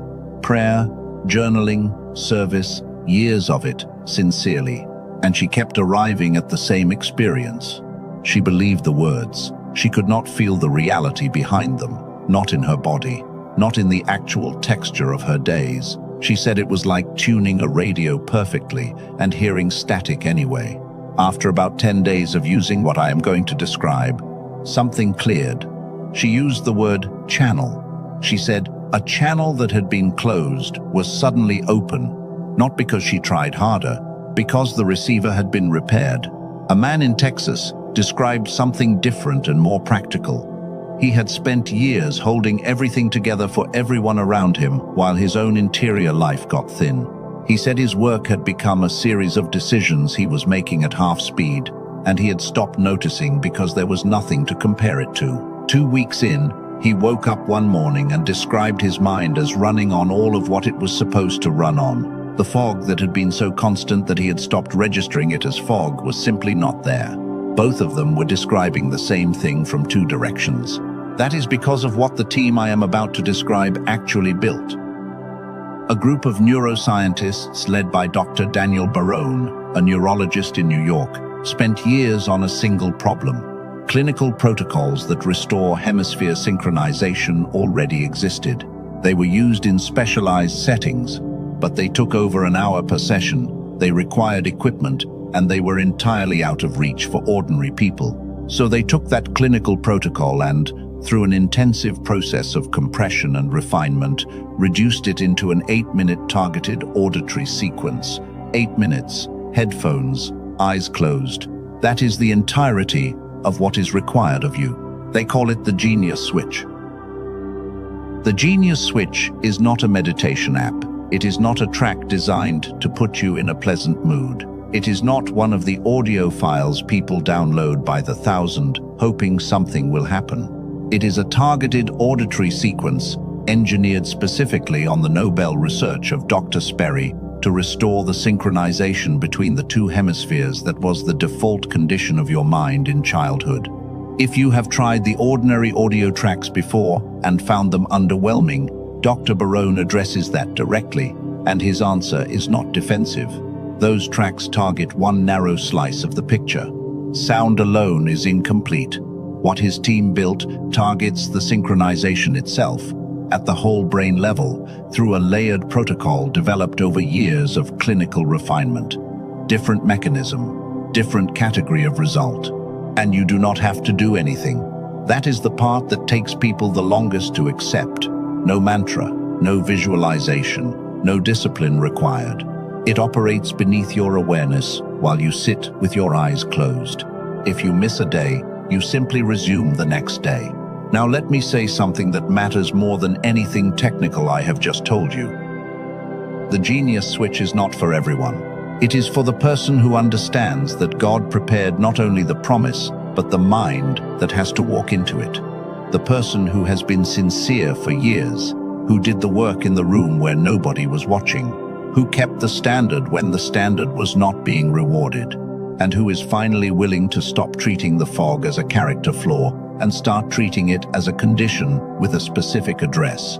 Most people who hear this will scroll past within seconds. They have already accepted the reduced version of their own mind as permanent, and there is a kind of peace in that acceptance that I will not pretend does not exist. You are still here. You have been here for a long time now. That is not coincidence. That is the exact quality of persistence that belongs to the person this was built for. Let me tell you what it costs, because I am not going to make you go looking for it. Colleagues who reviewed it told Dr. Barone it would be reasonable value at $500, and given the comparison, that is not an unreasonable statement.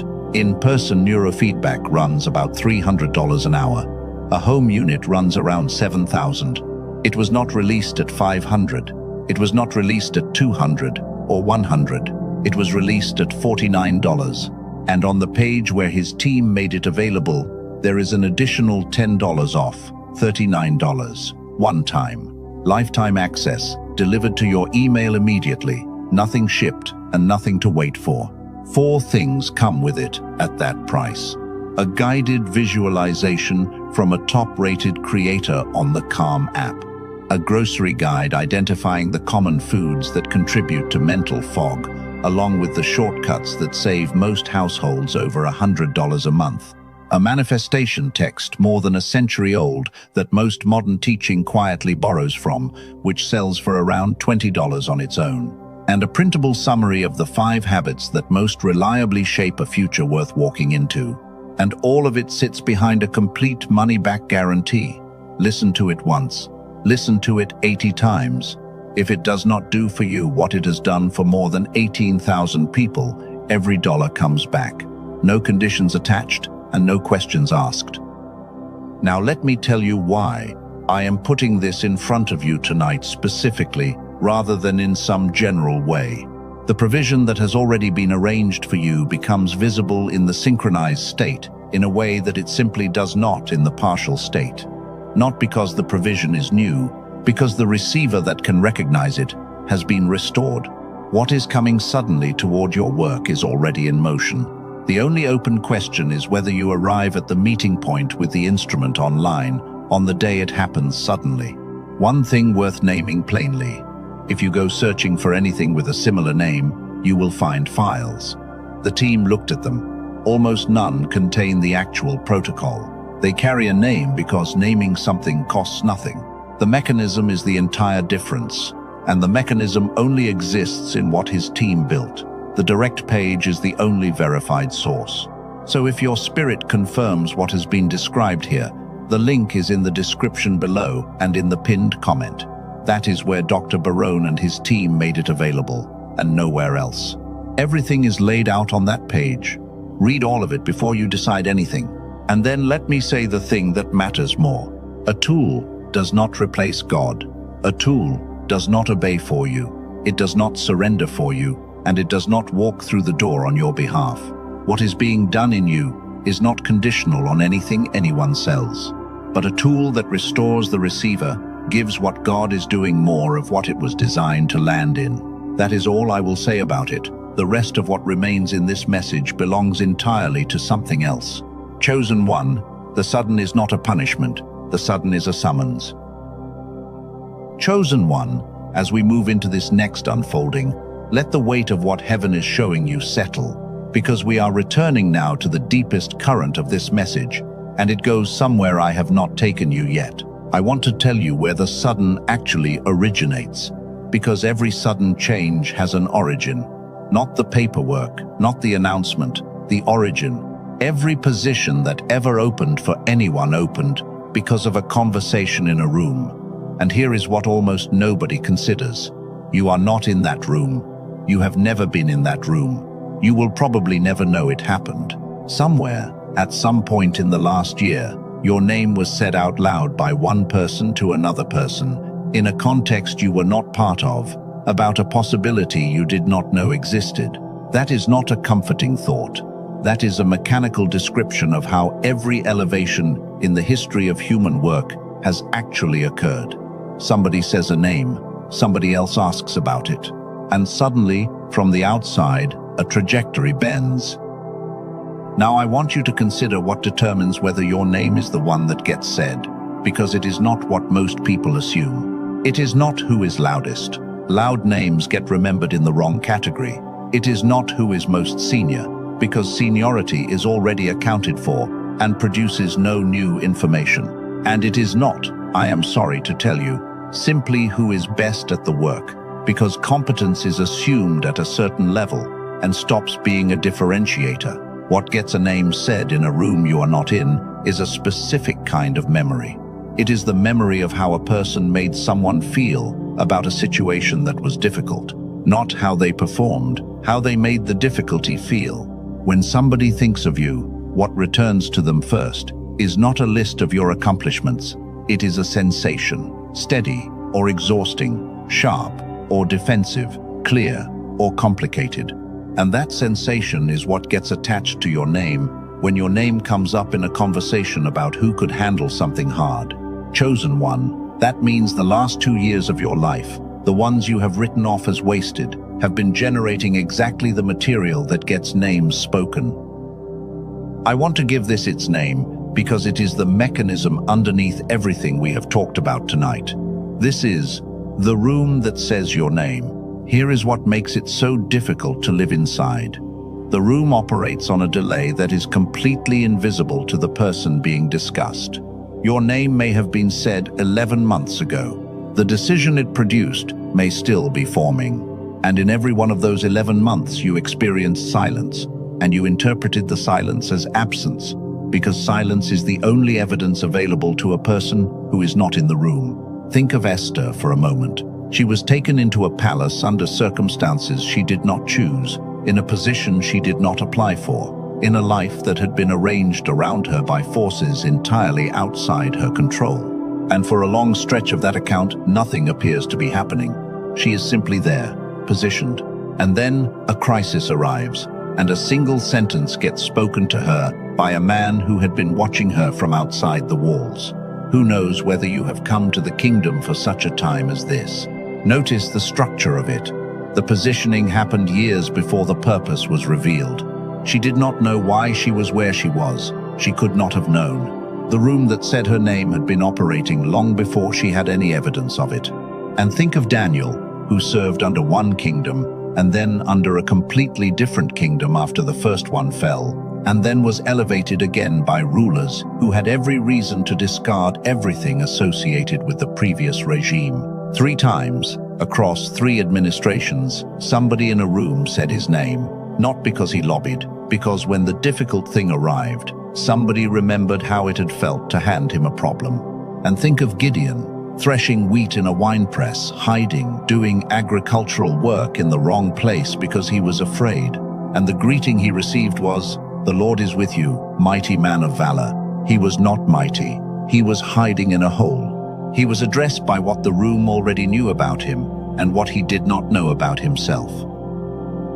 Now, let me tell you the other side of this, because I would be doing you no favors if I only described how a name gets said.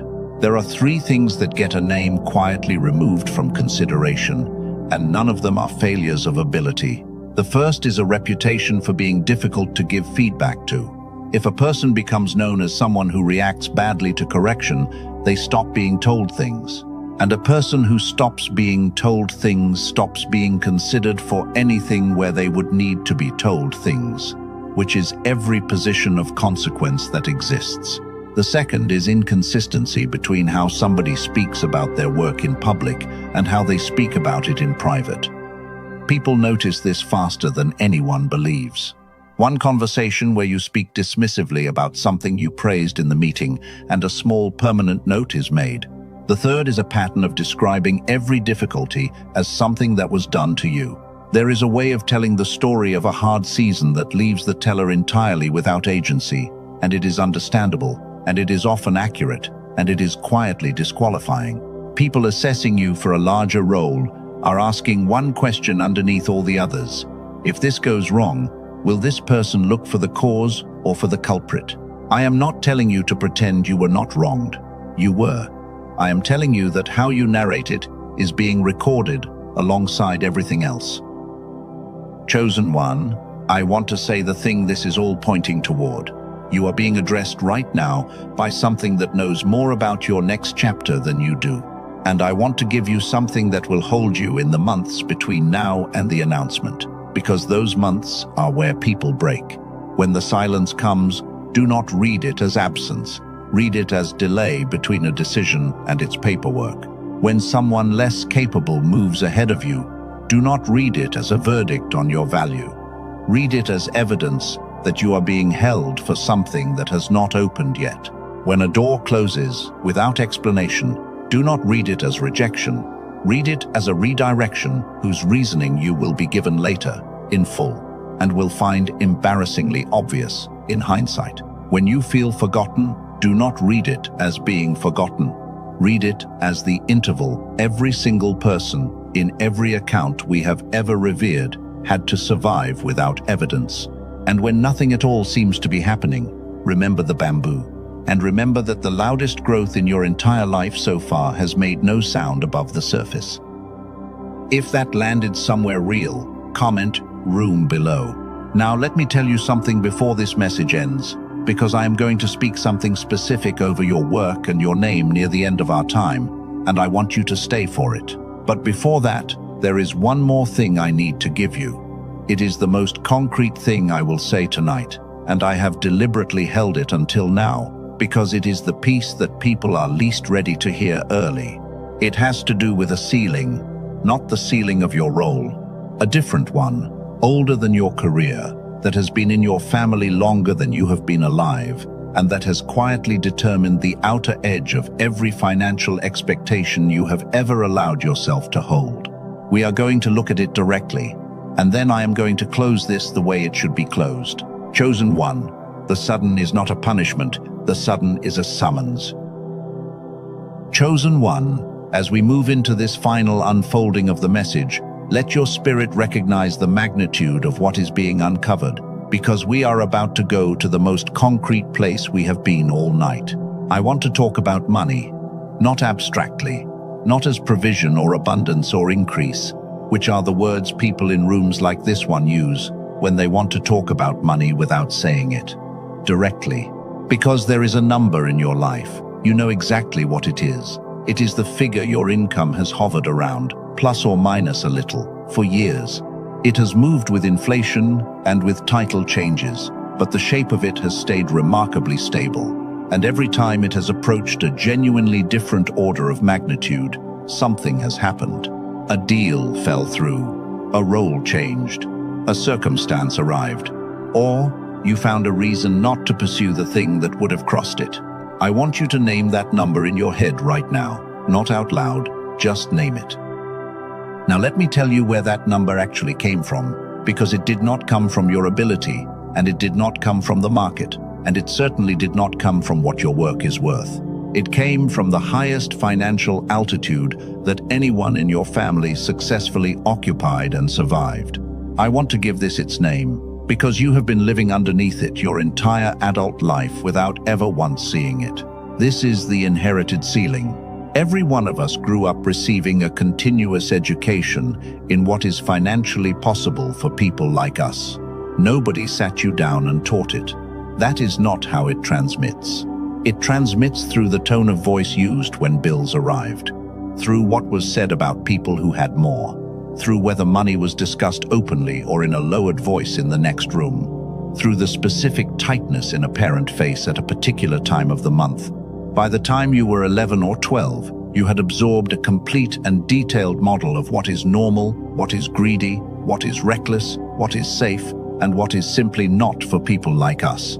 And that model has been operating in you every day since, below the level where you can argue with it. Now here is the part that should genuinely interest you, because this is not a story about self-esteem. The inherited ceiling does not stop you by making you lazy or by making you doubt yourself. Those you would notice and fight. It stops you through a much more sophisticated mechanism. It makes certain options invisible. When an opportunity appears that would take you meaningfully past the ceiling, you do not consider it and reject it. You do not see it as an option at all. Your mind classifies it, in a fraction of a second and entirely below awareness, as not the kind of thing that happens to someone like me, and it never enters the set of things you are actually choosing between. That is why you cannot solve this by trying harder. You cannot pursue an option that never appeared on your list. And this is where everything we have said tonight comes together in the most practical possible way. Because the sudden change that is coming toward your work, and it will be sudden, is very likely to arrive as exactly that kind of option, larger than the pattern, outside the family altitude. The sort of thing that, if you described it to the people who raised you, would produce a silence and then a question about whether it is really safe. Chosen one. If the ceiling is intact on the day that arrives, you will not turn it down. Something worse will happen. You will not fully see it. So let me give you the way through it, because I am not going to name a trap and leave you inside it. The first thing is to say the number out loud to one person. That sounds too simple to matter. It is not. The inherited ceiling survives entirely on being unexamined. The moment you state the figure and say the sentence, "I have not crossed this in 11 years, and I do not think it is because of my ability," the whole structure becomes visible. And a visible ceiling is a fundamentally different object from an invisible one. The second is to identify whose ceiling it actually is. Go back and find the person. Almost always there is one specific individual whose financial life set the boundary. A father, a grandmother, whoever was the highest and most respected earner in the family. And then ask the question that will take you a few days to answer honestly. What did that person believe about money that I absorbed without examining? The third is the one that produces the most relief, so stay with me for it. You must give yourself permission to exceed them without betraying them, because that is what is actually holding the ceiling in place. Not fear of money, loyalty. Somewhere in you is a belief, absolutely unspoken, that going substantially past what they achieved would be a kind of statement about them. That it would imply they could have done more, that it would put a distance between you and the people whose sacrifices built the floor you are standing on. I want you to hear this carefully, because it is the release point. Everything they did was to raise the floor, not to set the ceiling. No one who ever sacrificed for you did it hoping you would stop where they stopped. The ceiling was never the gift. The floor was the gift, and the floor is why you are able to see further than they could.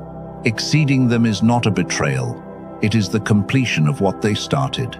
It is the only outcome that makes the price they paid make sense. Think of Ruth again, gleaning in the corners of a field, because that was what was available to a foreign widow, which is to say, occupying the lowest financial position her society had. And by the end of that account, she is not gleaning at the edge of the field. She owns the field through a man who noticed her, and her name enters a lineage that runs directly to a king and beyond. Nothing in Ruth changed except her position. The same woman who was picking up leftovers became the woman standing on the land, and the mechanism of the change was not effort. She was already working as hard as a human being can work. The mechanism was sudden recognition. Somebody with the authority to change her position looked at her and understood what he was looking at. And think of the widow with the small jar of oil, told to gather vessels from all her neighbors, as many as she could find, and pour. And the oil kept flowing until the vessels ran out. Read that ending precisely, because most people miss it. The supply did not stop because the source was exhausted. It stopped because she ran out of containers. Chosen one, that is the entire teaching of tonight in a single image. The provision was not the limiting factor. The capacity to receive it was. Now I want you to do something specific this week, and it will be uncomfortable, which is how you will know it is the right instruction. Write down a figure that is meaningfully beyond your ceiling, not a fantasy number, a number that is plausible for someone doing what you do at the highest level of it, that you have simply never allowed yourself to write down. Sit with the reaction. There will be one. Notice whether the reaction is fear of exposure, or fear of violation, because we have already learned to tell those apart, and this one is always exposure. And then ask the question that opens the door. If that figure were normal for someone like me, what would I be doing differently on Monday morning? The answer will come faster than you expect, and it will be specific, and it will be something you have known for a long time and have not acted on because it lives above the ceiling. And for anyone who felt something shift when the mind was mentioned earlier tonight, that door is still open in the description. It is a small step, but small steps taken from a clear mind have changed entire seasons, and a ceiling is much easier to see through an instrument that is working properly. Chosen one, the sudden is not a punishment, the sudden is a summons. Chosen one, as we move deeper still, I want to take you forward rather than backward, because there is a stretch of time coming that almost nobody prepares for, and that decides everything. I want to walk you through the first 90 days after the sudden change lands, not the day the sudden lands, the 90 days after, because that is where the real test is, and almost every piece of advice a person receives is about the wrong part. Let me show you the sequence, because it is remarkably consistent. In the first week, you will feel something close to euphoria, and it will not be about the position, it will be relief. The relief of a question being answered after years of carrying it unanswered. Enjoy that week. It is genuine, and you earned it. In the second and third week, the euphoria will drop out and be replaced by something that will frighten you. You will feel like a fraud, not mildly, specifically. You will look at the room you are now in, and a voice will say, "They made a mistake, and someone is going to notice." I need you to hear this before it happens, so write it somewhere. That feeling is not information. It is the standard physiological response of a nervous system operating in an environment where its previous maps do not apply. It arrives in the second or third week in essentially everyone, including the people in that room who look completely at ease, and it means nothing about your fitness for the position. Around week 5 or 6 comes the first real test. And it is not a test of competence. Somebody will do something in the new environment that reminds you of the old one.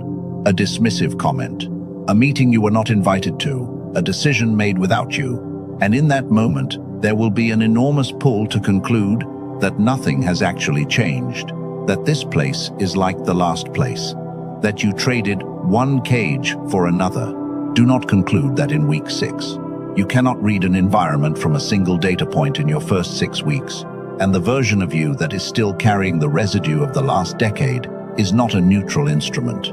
Give it 90 days before you form a verdict on the culture, and then somewhere between week 8 and week 12, if you have held steady, something specific happens that I want you to watch for, because it is the moment the change actually completes. Somebody in the new room will bring you a problem that is not in your job description. It will come casually, and it will be a problem they could have taken elsewhere. That is the moment, not the offer letter, not the announcement. That is the moment you have been genuinely absorbed, because a person only brings you a problem outside your remit when they have decided, internally, that you are one of the people they think with. There is also one conversation you should have in the first month, and almost nobody thinks to have it. Find the person who brought you in, the one who advocated for you in the room, and ask them a single question. What made you decide it should be me? Most people never ask this, because it feels like fishing for a compliment. It is not. It is the most valuable piece of information available to you in your first year, and you will only be able to get it in that first month, because after that, the answer will have been rewritten by everything that has happened since. What you are actually asking is what they think your specific value is. And here is the thing that will surprise you. It is almost never what you assumed. 9 times out of 10, the reason somebody was chosen is not the reason they believe they were chosen. You may think you were brought in for your technical depth and discover you were brought in because of how you handle a room when it is going badly. You may think you were brought in for your experience and discover it was for a specific judgment call you made 4 years ago that somebody witnessed and never mentioned. Knowing the real answer changes how you spend your first year. Without it, you will spend that year defending a strength nobody hired you for while neglecting the one they actually need.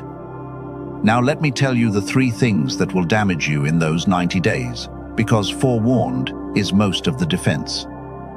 The first is the compulsion to prove the decision was right. You will feel a pressure to justify the confidence somebody placed in you, and it will express itself as taking on too much, too fast, saying yes to everything, and burning through your reserve in the first 8 weeks.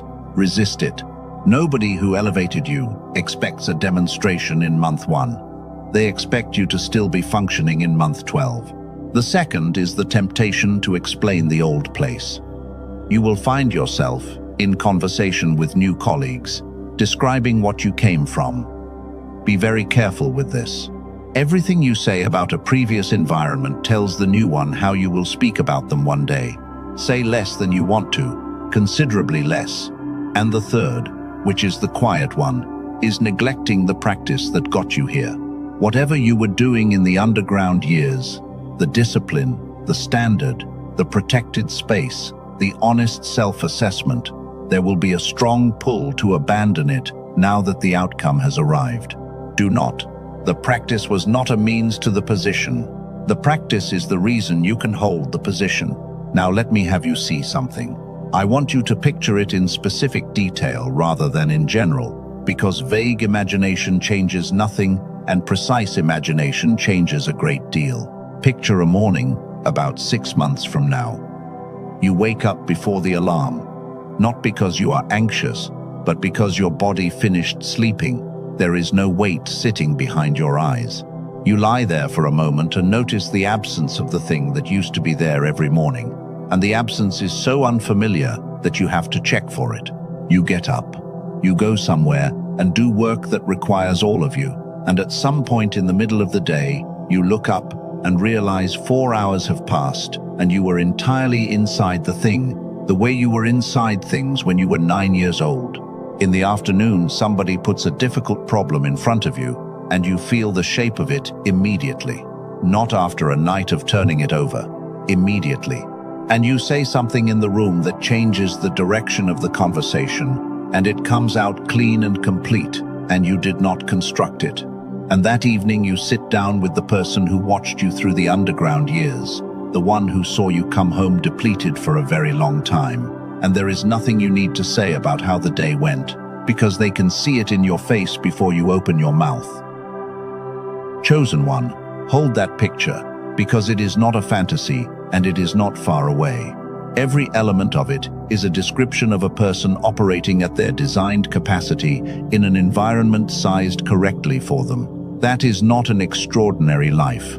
That is the ordinary life you were built for, and the only reason it feels extraordinary is that you have been living underneath both a ceiling and a fog for so long. Now I want to shift, because there is one more thing I have to say to you tonight, and it is the thing I have been holding back the longest. Everything I have told you in this message has been arranged around a single premise, that a change is coming toward your work, that it is approaching, that your job is about to change suddenly, and we have been preparing you to meet it well. I need to tell you now that the premise is not quite right.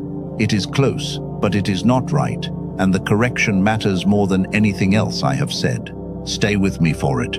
Chosen one. The sudden is not a punishment. The sudden is a summons. Chosen one, here is the correction, and I want you to receive it slowly, because it reorganizes everything you have heard tonight. Your job is not about to change. Your job already changed. It changed a long time ago, at the only level where anything ever actually changes, and the sudden you have been waiting for is nothing more than the world catching up to a fact that has already been established. Let me show you exactly when it happened, because you were there. It happened on the day the work stopped fitting you, and you kept going anyway. That day, the specific one you can probably locate if you sit still for a minute. The day something in you registered, with complete clarity, that this was no longer the place, and you got up the next morning and went in and did excellent work for people who had already lost the right to it. At that moment, the assignment ended, not the employment, the assignment. Everything after that day has been you completing a handover to a room that does not know yet that it is receiving one. And here is why heaven let it go that way, rather than ending it cleanly.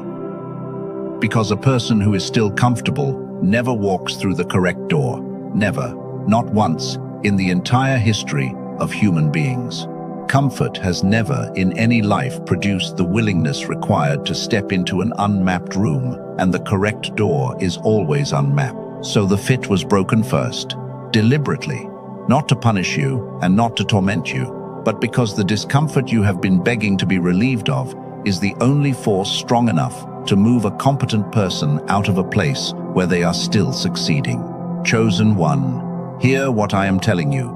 The exhaustion was not the obstacle to your change. The exhaustion was the change, beginning. It was the first stage of an extraction that has been running for 18 months without your permission and without your understanding. You have been praying for relief from the exact mechanism that is moving you. Now let me go further, because there is a second half to this, and it is the part that will stay with you longest. You have been asking a question for a long time. Should I stay or should I go? You have asked it while driving. You have asked it at 3 in the morning. You have taken it to God and to friends and to a legal pad at a kitchen table. The question has never once been answered, and it has never been answered for a reason that is going to be difficult and then freeing. The question was never yours to answer. You are not the one deciding. You never were. The decision about your position is being made in a room you are not in, on a timeline you were not shown, by an authority that had the file on you updated the week you kept your standard in the dark. Your entire agony has been the agony of a person trying to make a decision that had already been made somewhere else. That is why no amount of thinking has produced clarity. You cannot reason your way to a conclusion about a matter that is not being decided in your jurisdiction. So what is your part? Because I am not going to strip you of agency and leave you with nothing. Your part is not the decision. Your part is the arrival. Your part is to be intact, to be awake, to be clear, to have kept the standard so that the record reads the way it reads, to have cleared enough leakage that you have something in reserve, to have raised the ceiling enough that the option is visible when it appears, to have the instrument working on the ordinary Tuesday. That is your entire assignment between now and the appointed time, not to force a door, not to decide, to arrive at the meeting point in a condition to recognize what is there. And chosen one, if you have been carrying guilt about not having made the decision yet, about being indecisive, about all the months you have spent going back and forth, I want to lift that off you right now. You were not being indecisive. You were being obedient to a delay you did not understand. There is a difference, and the difference is the whole of your character, and it is the reason your name gets said the way it gets said in the room you have never entered. Let me draw all of this together now, because we are moving toward the close, and I want you to leave with the whole structure in your hands and not just the feeling of it. Suddenly does not mean unprepared, and suddenly has never once meant unprepared. It means the invisible has finally reached the surface, and you have been on the incubation floor building a root system nobody photographed. The exhaustion was never a verdict on you. It was the pressure of something too large held in a space too small. And the competence cage is the only trap in existence that catches exclusively capable people. The signals arrive before the change. Displacement, retrieval, examination. 3 lights and 3 lights in 72 hours has never once been nothing. The audition was quiet, it was long, it was made of adversity, and it looked exactly like being forgotten because that is the only way it could measure what it needed to measure. The window will not be scheduled. It will arrive on an ordinary afternoon, and preparation will not be the deciding factor. Readiness will be. The instrument on the day, not the warehouse behind it. 2 doors will open close together, one safe, one correct. Ask which you knew about first. Ask which requires you to become someone. Ask which fear it is, exposure or violation. Ask which one you can explain without the word should. And the ceiling above your income belongs to somebody else and was never meant to be inherited. The floor was the gift. The floor was always the gift. And here is the whole of it in one word. The word that has been sitting in front of you since the first minute of this message. Suddenly is not a threat. Suddenly is the sound a long preparation makes when it finally reaches the surface. Suddenly is what 5 years of root looks like from the outside in week 6. Suddenly is the moment a room that has been discussing you for 11 months finally puts it in writing. Suddenly is 13 years in a cell, and then one morning with clean clothes and a new title before the sun goes down. Suddenly is not the enemy of the patient. Suddenly is the reward of the patient, and it has never once arrived for anyone who did not spend a long invisible season earning it. Suddenly is only frightening to a person who has not been building. You have been building. So, when it comes suddenly, and it will come suddenly, do not read the speed of it as danger. Read the speed of it as confirmation that the slow part is over. Chosen one. That is everything I know about the season you are standing in. There is nothing else I have to teach you tonight.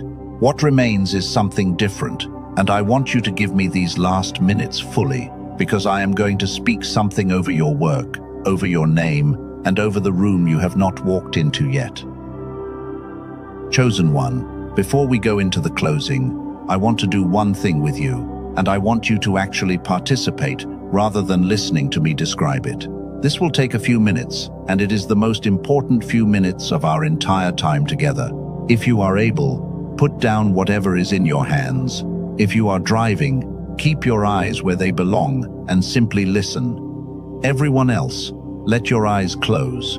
Let your shoulders come down. Let your jaw come loose. Let the breath go all the way to the bottom once, and then let it go out slowly, without controlling the pace of it. Now I want you to picture a room. It is a room you have never been in. It is not grand and it is not intimidating. It is an ordinary room, with ordinary light coming in from one side, and there are a few people in it. You do not know their faces. You have never met them. They are talking about you, not critically. They are discussing something they need done, something that matters to them, something they have been trying to solve for a while. And one of them says your name. Watch what happens in the room when your name is said. Notice that nobody objects. Notice that nobody asks who that is.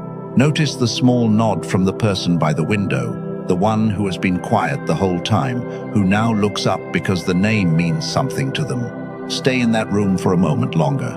Notice that you are not in it. You are somewhere else entirely right now, doing something ordinary, completely unaware, and it is happening anyway.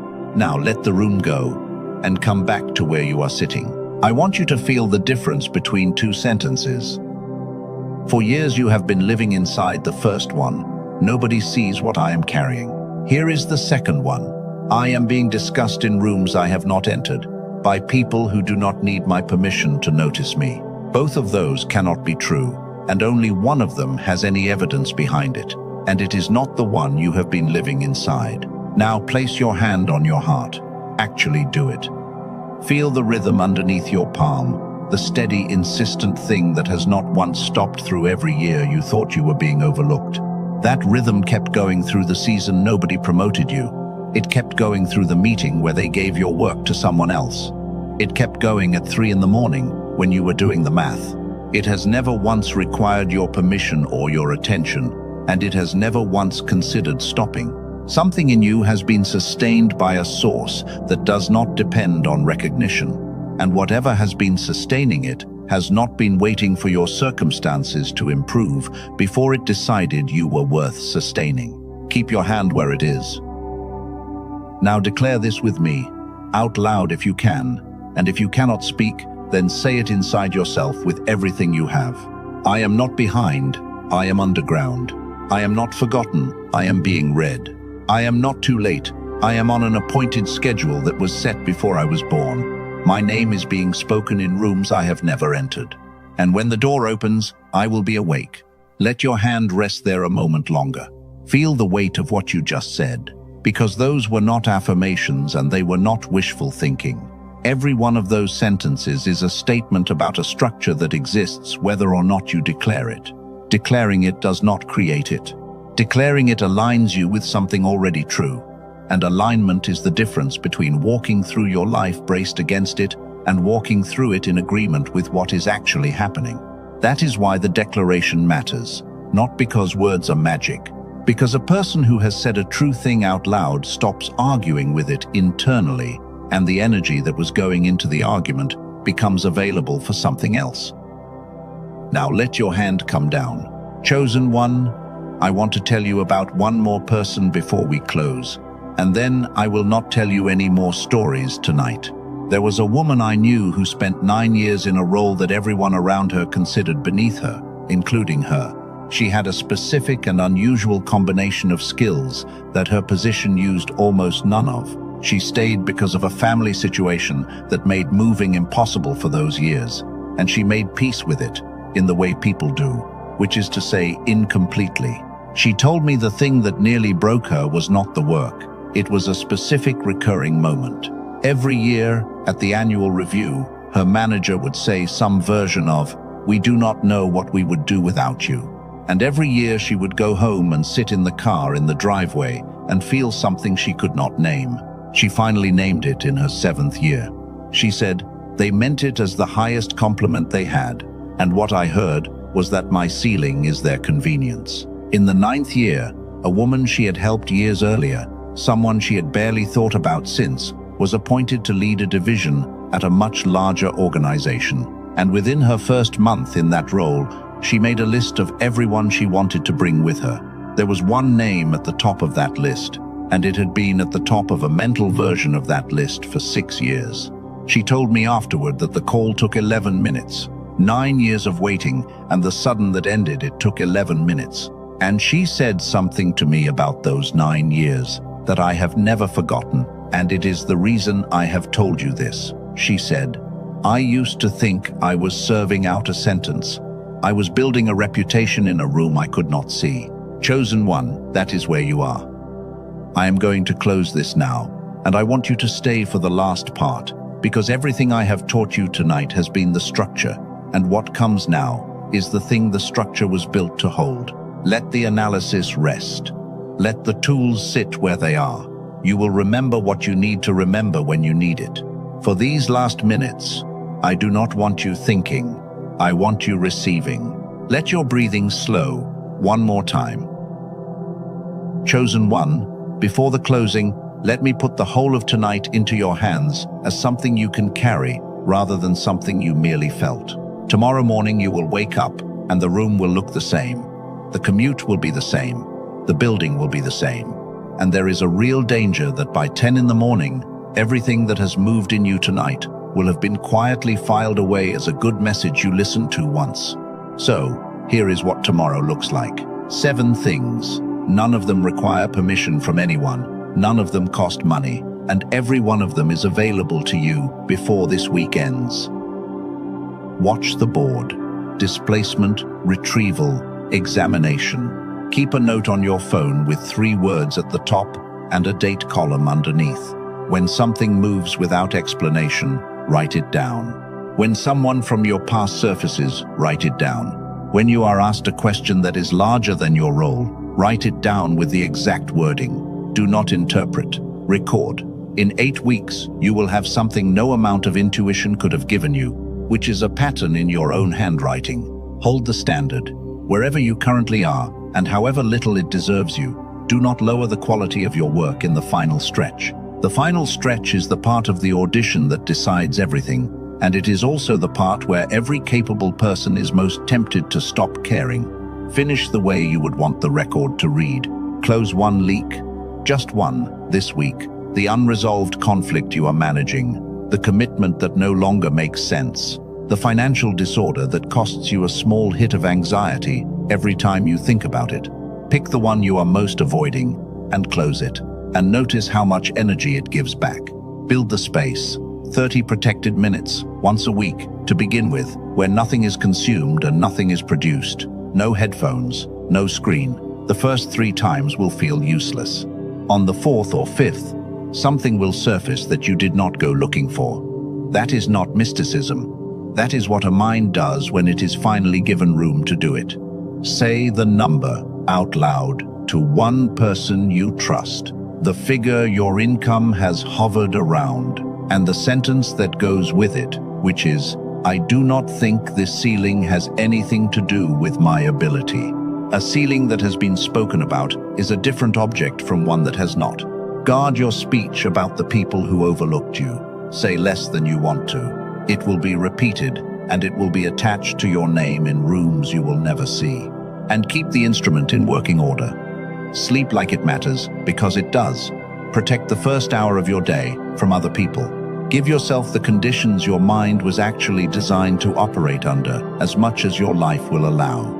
Because the day is coming that you cannot schedule, and the version of you that is available on that day is the version that meets it.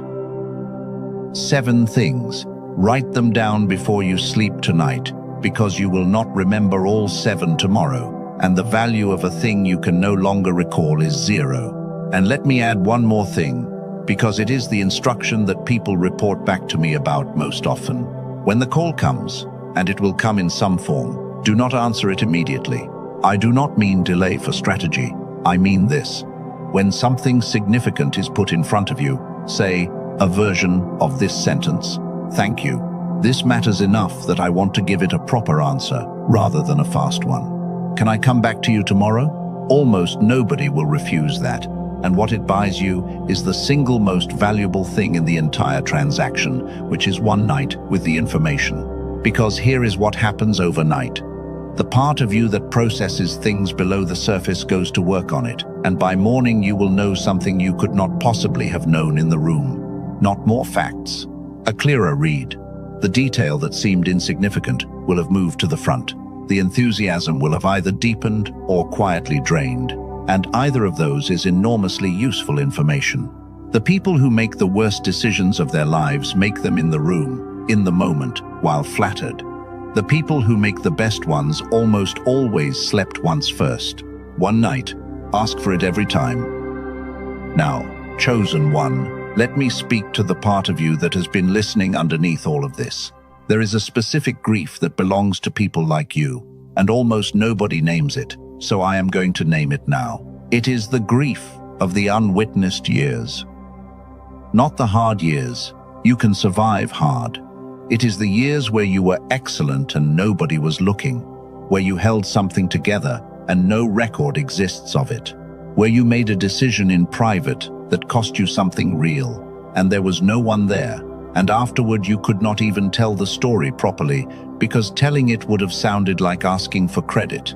Those years accumulate in a person. They accumulate as a quiet, patient doubt that sits underneath everything, and the doubt says one sentence over and over. If it did not count for anyone, did it count at all? I want to answer that directly, and I want it to be the last thing I teach you tonight. Nothing you did in the dark is missing, not 1 hour of it. The system that kept the record is not the system that runs your building. It does not require a witness in the room, because it was already in the room. Every unwitnessed year is witnessed. Every private decision was public somewhere. Every standard you held with no audience was the audition, and the audition was the whole point, and you passed it in the only place where passing matters. Think of Joseph one more time. 13 years between the dream and the palace. 13 in a foreign country, in a house that was not his, and then in a prison for something he did not do. And in all that time there is not one recorded moment of him being told that any of it was working. Not one confirmation, not one sign. Just years of being excellent in rooms where excellence bought him nothing. And then a morning came, and a servant remembered something, and a king needed a dream interpreted, and a man was pulled out of a cell, shaved, given clean clothes, and installed as the second most powerful person in the world before the day ended. 13 years of nothing, and then a single morning. The morning was sudden. Suddenly, as always, how these mornings arrive. The 13 years were not wasted, and every one of those years was the reason he could hold what the morning gave him. Chosen one, that is you. That is the exact shape of what you are living in. You are not late. You are not overlooked. You are not finished. You are 13 years into something, and you cannot see the morning yet, and the morning does not require you to see it in order to arrive. The sudden is not a punishment. The sudden is a summons, and I believe, with everything in me, that your sudden is close. Chosen one, let it get quiet now. Wherever you are, Whatever is around you, let the room get smaller for a few minutes. This is the part that is not for your understanding. This is for something further in. I want to begin with gratitude, and not the performed kind. I am not going to ask you to be grateful for the hard years. Some things do not need to be called good in order to be carried well, but I want you to look at something with me. You are still here, after everything. After the season that took more than you had. After the year you were sure you would not recover from. After the disappointment you never fully told anyone about. After the version of your life that did not happen, and the grief of it that nobody held with you.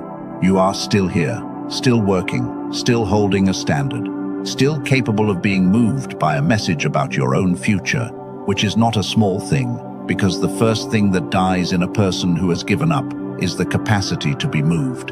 You have not given up. Whatever else is true tonight, that is true, and it is not a small thing, and I do not want it to pass unnoticed one more time. Something has been carrying you. You did not do all of this on your own strength, and you know it, because there were specific weeks that you should not have gotten through, and you got through them, and you have never been able to fully explain how. Let that be acknowledged, not analyzed, acknowledged. Now I want you to put something down. You have been carrying weight that was never assigned to you, and you have carried it so long that you have stopped experiencing it as weight. It has become posture. So let us take some of it off, deliberately, right now, one piece at a time. Release the belief that the years were wasted. They were not. They were root. Release the verdict you passed on yourself when you were passed over. That verdict was written by an exhausted person at the worst possible moment, and it was never valid. Release the guilt about not having decided yet. The decision was not in your jurisdiction, and your patience was obedience, not weakness. Release the shame about the fog. It was not a character flaw, it was a condition, and conditions are not confessions. Release the loyalty that keeps you underneath a ceiling built by people who loved you. They gave you a floor, they never asked for a ceiling. Release the need to be understood by the people who overlooked you. They are not your audience, they never were. The room that matters has already heard about you. Release the fear of being found out. You are not a fraud. You are a person who has been operating above their circumstances for so long that the mismatch feels like deception. Release the hurry. The appointed time is not moved by your anxiety, and it has never once been late. And release the belief that you must arrive at your next season already perfect. You will arrive tired. Most people do. Tired and awake is enough. Tired and awake has always been enough. Breathe out. Notice that something has actually moved. Not everything, something. That is how this works. It comes off in layers, and the first layer coming off is what makes the next one possible. Chosen one, I want to tell you what I see when I look at the season you are standing in. I see a person who has been faithful in a place that stopped deserving faithfulness a long time ago, and who kept going anyway, not because they were naive, but because the standard belonged to them and not to the building. I see somebody who has been quietly excellent in front of people who were not equipped to recognize it, and who never once used that as a reason to become less. I see someone who has been tired in a way that most of the people in their life have never fully understood, and who kept getting up, and kept showing up, and kept doing the work at the same level, on days when nobody would have blamed them for doing less. That is not a small life. That is not a stalled life. That is the least visible and most demanding form of faithfulness there is, and it is exactly the form that gets a name said in a room. You have been waiting a long time to hear something specific, and I want to say it plainly. It was not for nothing. Every hour of it is accounted for. Every year is on the record. Every private decision is documented in a place that does not lose files and does not need you to remind it. And the season that is coming is not a reward for something you are about to do.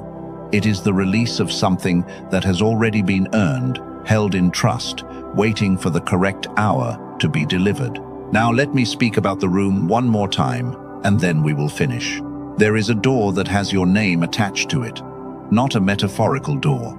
A specific position, a specific opening, a specific place where the work you were built for is currently being done badly by someone else, or not being done at all because the person who is supposed to do it has not arrived yet. That door does not know your timeline and does not care about your anxiety.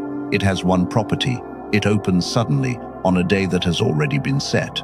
And on that day, the entire question of your next 20 years reduces to something almost embarrassingly simple. Will you be awake when it happens suddenly? Not qualified. You are qualified. Not prepared. You are prepared. Not deserving. That was settled a long time ago in a conversation you were not part of.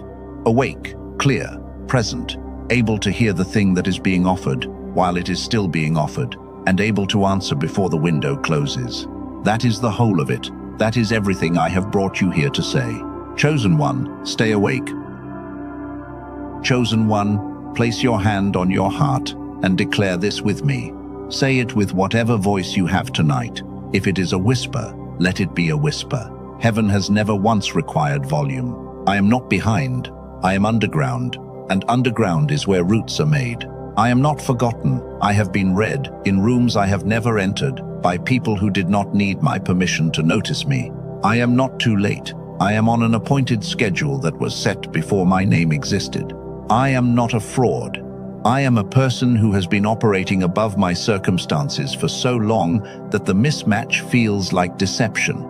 I am not stuck. I am being extracted, and the discomfort I have been begging to be relieved of is the mechanism that is moving me. My years were not wasted. My years were root. My work will change suddenly, and I will be awake when it does. I am carried. I have always been carried, and I will be carried through the door as surely as I was carried through the wilderness that qualified me for it. If that declaration is yours tonight, comment "awake" below. Now, feel the weight of what you just said, because that was not a set of affirmations and it was not an exercise in positive thinking. A declaration works for a reason that has nothing to do with magic. When a person says a true thing out loud, they stop arguing with it internally. And the argument was expensive. The argument has been running in the background of your mind for years, consuming the exact resource you need for everything else. What you just did was not create a new reality, it was stop fighting one that already exists. And the energy that has been going into that fight, quietly every day for a very long time, is now available for something else. That is why it matters. That is the whole mechanism. You were made in the image of something whose speech creates, and the smallest version of that inheritance is that what you say out loud stops being something you have to keep defending against yourself. Chosen one, let me speak over you now. I bless your discernment, that you will know the difference between the fear of exposure and the fear of violation on the day it matters most. I bless your patience, the kind that has already cost you more than anyone around you understands. I bless your standard, and the strange stubborn integrity that made you hold it in rooms where holding it bought you nothing. I bless your clarity, that the fog would lift and that your own mind would be returned to you in the fullness it was designed to operate in. I bless your capacity to recognize the moment while it is still open and to answer it before it closes. And I bless the ordinary Tuesday that is coming, that you would be awake in it and steady in it and entirely yourself when your name is finally spoken toward the door. May the favor that has been arranged for you find you in good condition. May the room that has been discussing you receive you well. And may the years that nobody witnessed be repaid to you in a currency you can actually spend. Go steady, go awake, go without hurry. Chosen one, wherever you are right now, whether you are sitting in a car in a parking lot before going in, or lying awake at an hour when you should be asleep, or standing in a kitchen at the end of a day that took more from you than it gave, I want you to take one thing with you. You have not been overlooked. You have been in the part of the story that has no witnesses, and that part always ends. The sudden is not a punishment, the sudden is a summons. And when the sudden comes, you will not be caught off guard. You have been getting ready for it since long before tonight, and you did not even know that was what you were doing.